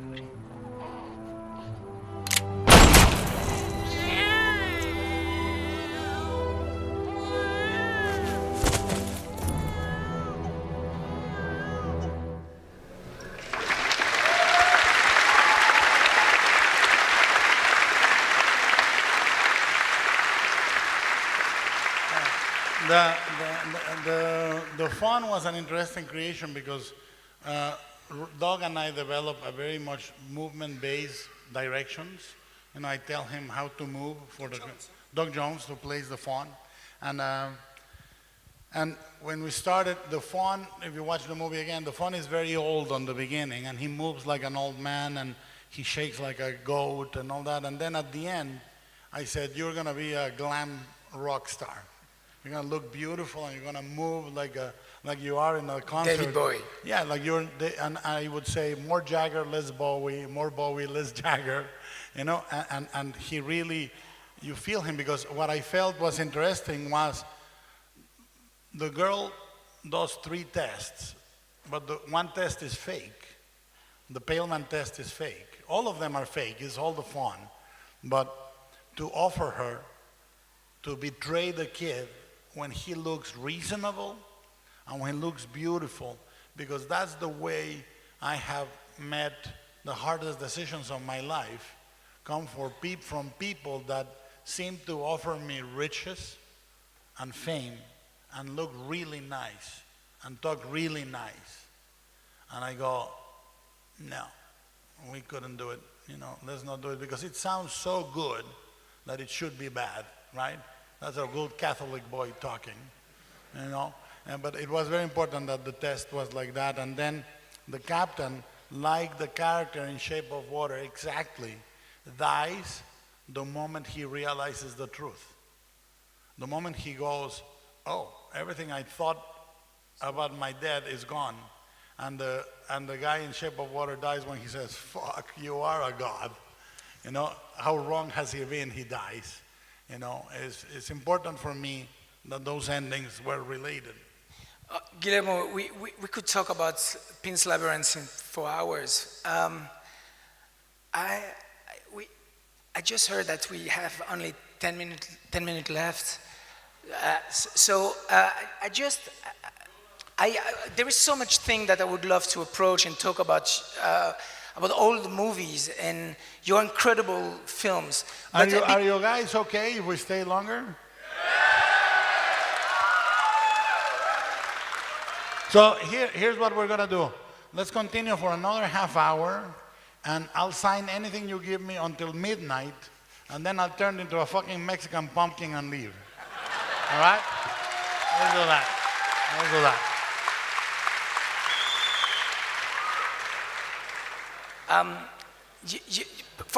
Just to complete Pin's Labyrinth, you reach another, quite a very respectful... By the way, if you want to pee, this is the time to go. Yeah, go. You reach a very respectful, it was a big step in your career because you were invited in official selection at Cannes, and it's the first time that the look of the main audience changed a little bit about your work. Because I remember 10 or 15 years ago saying, well, I love Guillermo Del Toro, yeah, the guy who made horror movie, and now it's not the case anymore. There is something very amazing who occurred at Cannes Film Festival. At that time, it was Wong Kar-wai was the president of the jury. Your movie was shown practically at the end of the festival, the premiere. Penultimate day. And he watched your movie with his sunglasses. Is that true, no? I hear that, yeah. That's Wong Kar-wai. That's incredible. Hey, he watched it. But you received an amazing standing ovation for one of the biggest standing ovation ever, no? About 23 minutes. Standing ovation, and it was very beautiful. But the thing is, I think the perception started to change with Devil's Backbone. Yeah, of course. But then, Devil's Backbone was released so close to Blade that the perception got confused again. I remember a review in the Village Voice that said, Jay Hoverman said, the only thing remotely scary about Blade 2 is that it was done by the same guy that did Devil's Backbone. and I go, I understand why people can get confused, but that should not stop me from living the life I want. I wanted to do that movie, and I wanted to do Hellboy, and if people are confused, you say, okay, what am I gonna do? You cannot live your life to not confuse people. That's pretty boring. There is something in your extract that we just seen. Is your obsession also with the clock. Since Chronos, you developed that idea of clock. There is clock everywhere. Hellboy 2, it's a big clock. Shape of Water. Shape of Water. You always there is a clock. What's the meaning of this for you? Look, I think that we are creatures that exist in time. And I think that we are creatures that truly are unimportant. We all are. I think what we do is important only while we last, because most of the time, look, geologically speaking, our entire civilization will be a layer of chalk in a geological plate between two layers of whatever, rock or gypsum, whatever. When all is said and done, we'll be gone, and your shopping list will have the same value as Shakespeare's entire works. We'll be gone. But in the meantime, if we can make a little better the lives we lead as humans, that is important. If we can give each other the license to fuck up and understand that truly the only action that will allow us to exist is to not seek change of the other. If you don't like somebody, move away. If you don't like somebody, try to understand them. Try something different, but do not try to destroy the difference, because the difference is what makes us all the same, actually, human. And I think that's important in time, because we go. And the reason I choose my villains to realize what they did in the last seconds of their life is because I think that we all live for the last 3 minutes of our life. That's why we live. every choice you make from now until you die will become absolutely clear to you in the last few seconds of your life. And that's why people, when they're dying, you see absolute calm in their eyes or absolute horror. Because when all the barriers fall away, when you are not a film director, when you're not when you're not a Chevalier of the Order of the Crow, you're gone. And there's a clarity when you're dying. There's a superb clarity, and you say, and you realize everything you did and everything you didn't, and you better have made choices in favor of others as much as possible, even if those choices are not clear to people at the time, because then you'll go, but if you don't, it's the supreme terror. And I think the two villains that die that way die in that moment where he says, he will never know your name. You know, he is a god. You worship the general, you love the space race, and you have a god right next to you. You know, and that's the beauty. I think that we are trapped in a space and a time, and our life is ending, is flow. I was with a friend the other day having breakfast, and he is incredibly rich. And I was talking and I said, you know, the only thing you cannot make is more time. We wake up every day poorer than the day before. You know, so that's why if my choices for movies are not clear to people, or people say, why is he making that movie that I didn't like? Well, you know, but I did like it. I wanted to make it, and that's it. You're not afraid. You are not afraid now because people who get used to your film, you decline some figures, basement, tunnel, clock. You're not afraid that it could be a kind of a Del Toro gimmick? No. No? Voiceover at the beginning? No, because look, again, let's go to the analogy of the tree. Are you tired of an avocado tasting like a fucking avocado? No. You like avocado? No. Now, each avocado, if you're Mexican, you know each avocado tastes different. And you can go, this is a really good aguacate. You know, it's very different. I think that the beauty of the movies is, this is not an addition, it's a multiplication. Here's the thing, symbols are not ciphers. Symbols are values that are different when you combine them with another one. A key plus an eye plus a window is not the same as a key plus an eye plus a gun. So you can repeat elements, and in a Jungian way, in a fairy tale way, the Jungian juxtaposition is different every time. You're not repeating yourself. You have proclivities. We all have proclivities, and that's what tells us where we are sincere. In horror, humor, and erotism, we all gravitate to certain things that make us laugh, that make us fear, or get you excited. The same person in the same table, you say, I'm going to tell you the funniest joke I've ever heard. Everybody laughs, and there's always one guy that says, I don't get it. That's so stupid. Or you tell the most horrible story, and somebody says, and then, no, that's the ending. That's not scary. And let's not even talk about the other aspect of it, because it's more peculiar. But the proclivity is what defines who you are. That's why you don't fake them. You don't think about them. You think, I think, where am I going to put a clock? I don't. Where am I going to put a basement? I don't. Where am I going to put an insect? I don't know. I don't think so. You know, and some movies have this, and some movies have other things, but it's always related to who I am. You know, Shape of Water is so autobiographical in so many ways. A lot of people dream that they can fly. How many of you dream that you can fly or have dreamt that you can fly? You know, it's a very common thing. I dreamt, since I was a kid, I dreamt that I could breathe underwater. And I dream like Eliza. I dream of flooded places. And the scene that happens in the bathtub with her, that happened to me in the shower of the family. I inundated the closet and destroyed the carpet because I was in the glass shower, and we didn't have a bathtub, and I wanted to have a bath.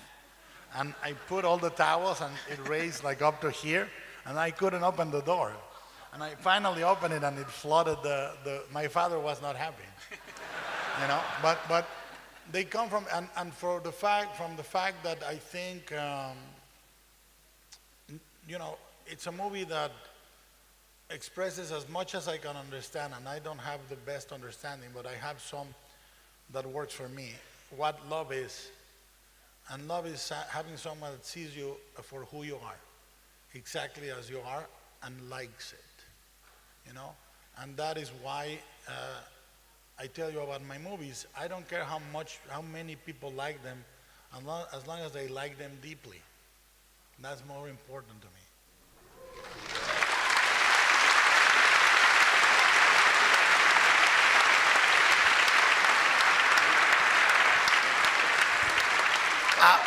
We need to close.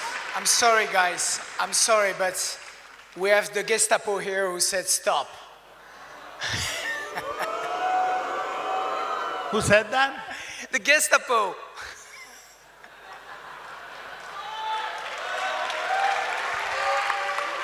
Chanson. I already sang, but it's just for you to have more time for the signing sessions. It's for you guys. There is one thing. Do you want to stay 15 minutes more and 15 minutes less of signing? That's democracy, motherfucker. Jonathan, 10 minutes, 10, 15 minutes, because there is something you told me this morning about Shape of Water, is the way you approach, the way you learn from the ancient films you've made, and what was your disposition making Shape of Water, that you want to reach something much more open. It's more direct. The emotion it's very direct of Shape of Water. How you approach Shape of Water?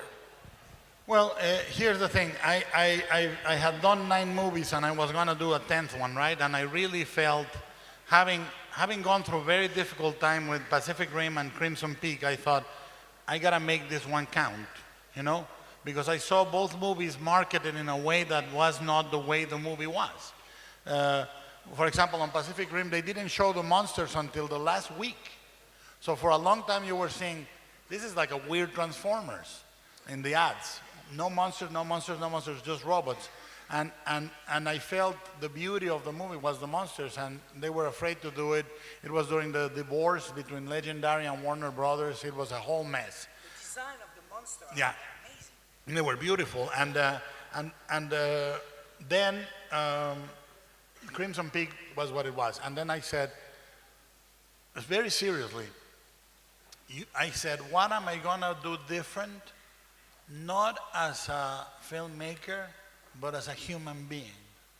What am I doing in this movie that I haven't done? And I said, A, I'm gonna go to places I haven't spoken about. I'm going to give it a sexual dimension that is not judgmental, that is beautiful, but that destroys this idea of Beauty and the Beast demanding that beauty is this pure fucking princess, and that the Beast has to transform into the most boring prince to have love.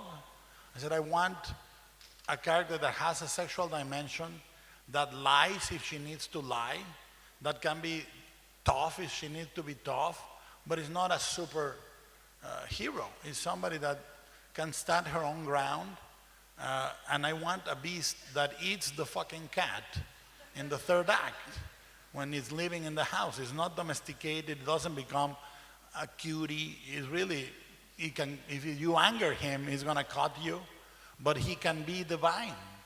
You know, the creature was designed to mate with the last of the species.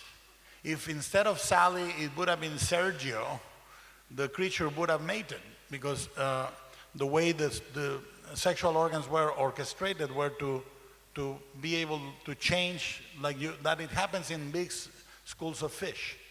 They can change, and I thought it was beautiful for the creature to be beautiful and to be nevertheless savage if needed be. So all those things were things that were not safe, they were not, and I said emotionally, I'm going to believe because it's easier to sound deep when you talk about loss. It sounds more, oh my God, this guy is profound. If I say to you, I don't believe in love, you say, oh, this man is a wise man. But if I tell you, I believe in love, you say, are you a fool? You know? But I do believe in love. And I do believe it's the strongest force in the universe. And we are so afraid of accepting it. And I wanted to talk about it without being disingenuous.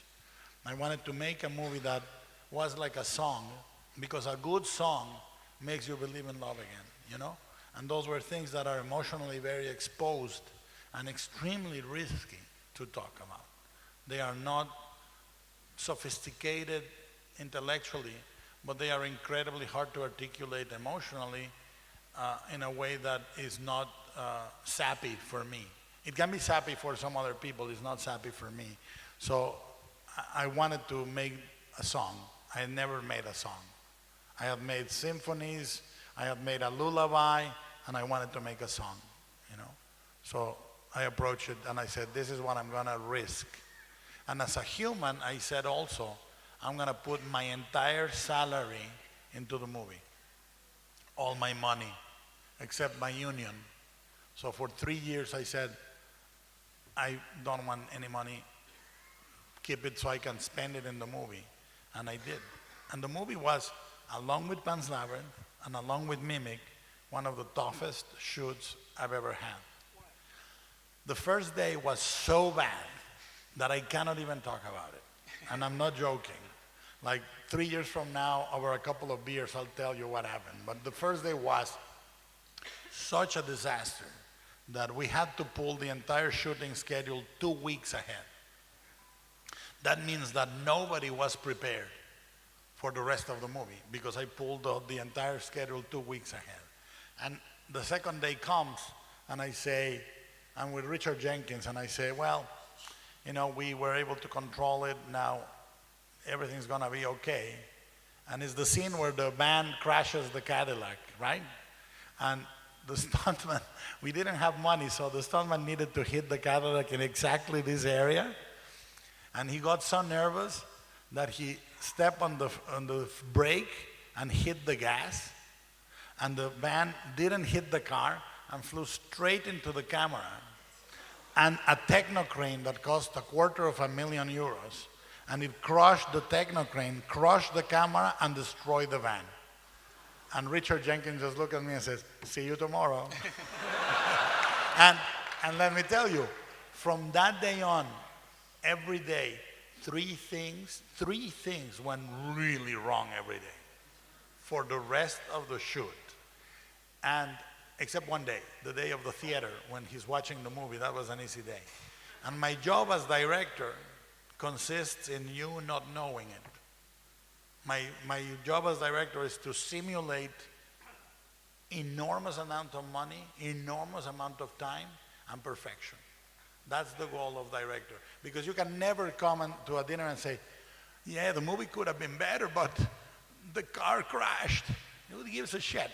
You know, your goal as director is just immediately find a solution. And I told a story. Have you heard the story of the lamppost? Okay, do you mind if I repeat it? For those that you haven't, this is the definition of a day. The day where we shot the exterior of the cinema, we were gonna open with what do you call the little things with helicopter, a drone shot at the top of the stairs where Sally comes out and we see the fire in the distance and we come down with her and okay, we start with the drone and the wind is so bad that the drone flies away to another town. And the guy said, where's the drone? I don't know. So we go, okay. All right, this is the night. We have one night because they were not going to give us permission to come back ever. I say, okay, let's put Sally up, and we put a crane. We put the crane, and Sally goes up, and I get the radio. Sally says that she's afraid of heights. I go, what? Yeah, she didn't realize it until now, but she really is scared shitless of the height. So I had to convince Sally and say, please, please, once, come down. But she has to come out like she loves life. and come down the steps. And it's take one, and that's the take that you see in the movie. And it starts raining, so we had only one take. Okay, I say, fine, let's do the next scene. And I had scouted to do a shot of her coming down the steps looking for the creature and a low crane, but I couldn't use the techno because there was a post here. So I said, let's postpone that until the end of the day. Let's shoot Shannon, an easy one. Shannon arrives in the car, parks, and goes up. And I do what is called, when you see the movie again, I do what is called a Texas switch, meaning the staircase at the bottom do not connect with the staircase. It's a fake staircase. You see Shannon go up the staircase, I tilt up, and another guy dressed like Shannon goes up the rest of the steps until the top. So we come in, it all goes well, and I say, check the gate, let's move on. The DP says, one more, just to make it safe, and I go, okay. So Shannon, second take, drives the car, puts the car in stop. He neglected to tell us that he didn't normally drive in Chicago. He fails to put the car in park and leaves it in drive. The car continues moving without him. He realizes his mistake and runs to the car, and the car drags him through the rain 20 meters and is coming straight for me and my crew in the video assist. And the car breaks through a post, destroys it, and it's coming for us, and everybody says, run. And I think I've run in my life once. Once. In Crimson Peak, when I was gonna get killed by a flying silk. And I say, I'm not gonna run, So the car stops, crashes on another post and stops. And everybody says, what a horrible thing, this is a disaster. Shannon is almost crying in a corner, and I say, he broke the post that was in the way, let's do the other shot.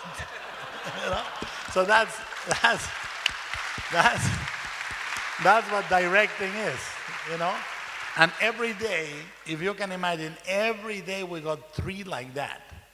Every day I could tell you the stories of vertical rain, horizontal rain, sandstorms, anything you want. And yet the goal of the director is to not let you see any of that.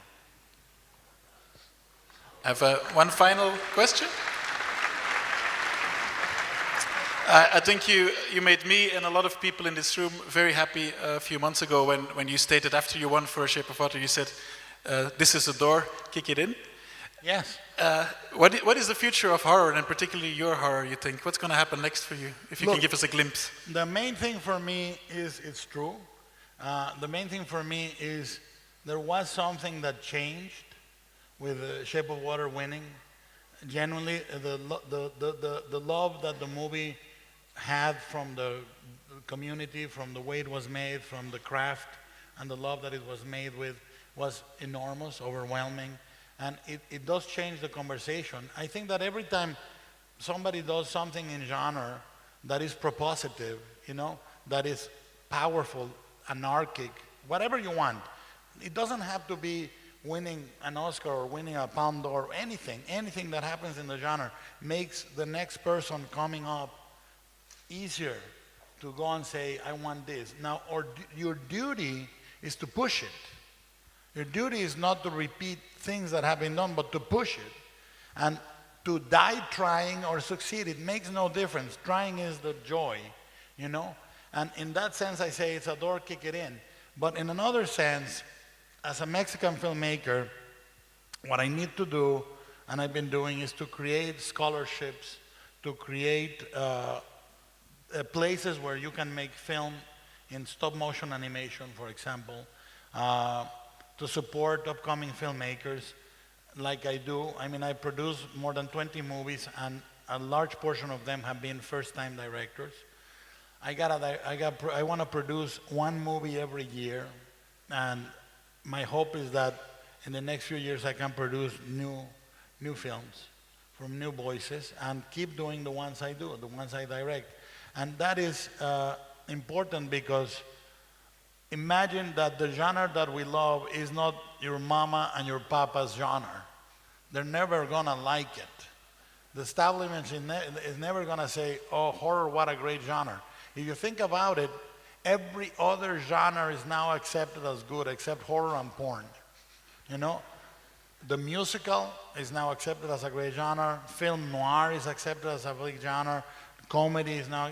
We are not welcome, but I think that part of the duty of the movie director is to be the guy outside the banquet hating everybody inside the banquet. You know, and if you make it to the banquet and you get a chicken leg, you say thank you, you get out and you say motherfucker again. You hate everybody inside the banquet again. And that's our position in life. Those of us that love this genre, we are beautifully outcast of being loved. And that gives us the most powerful tool an artist has to create, which is rage. That's the tool we need to use. And the door is there for you to use that fucking rage and kick it in. Thank you. And thank you. Please, just one thing. Let's show Guillermo our love in Brussels. Let's show him how much we care for him and how much we love him. And son!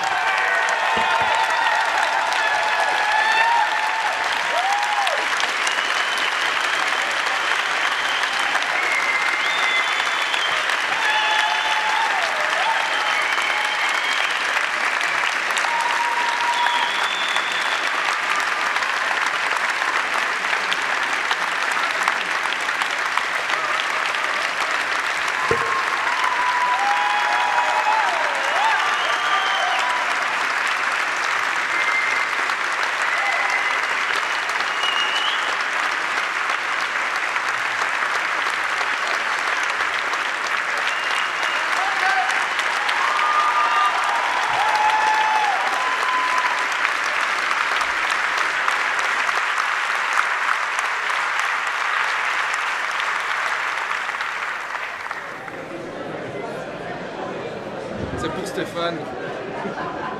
It's okay? Who is who? Yeah, who is who?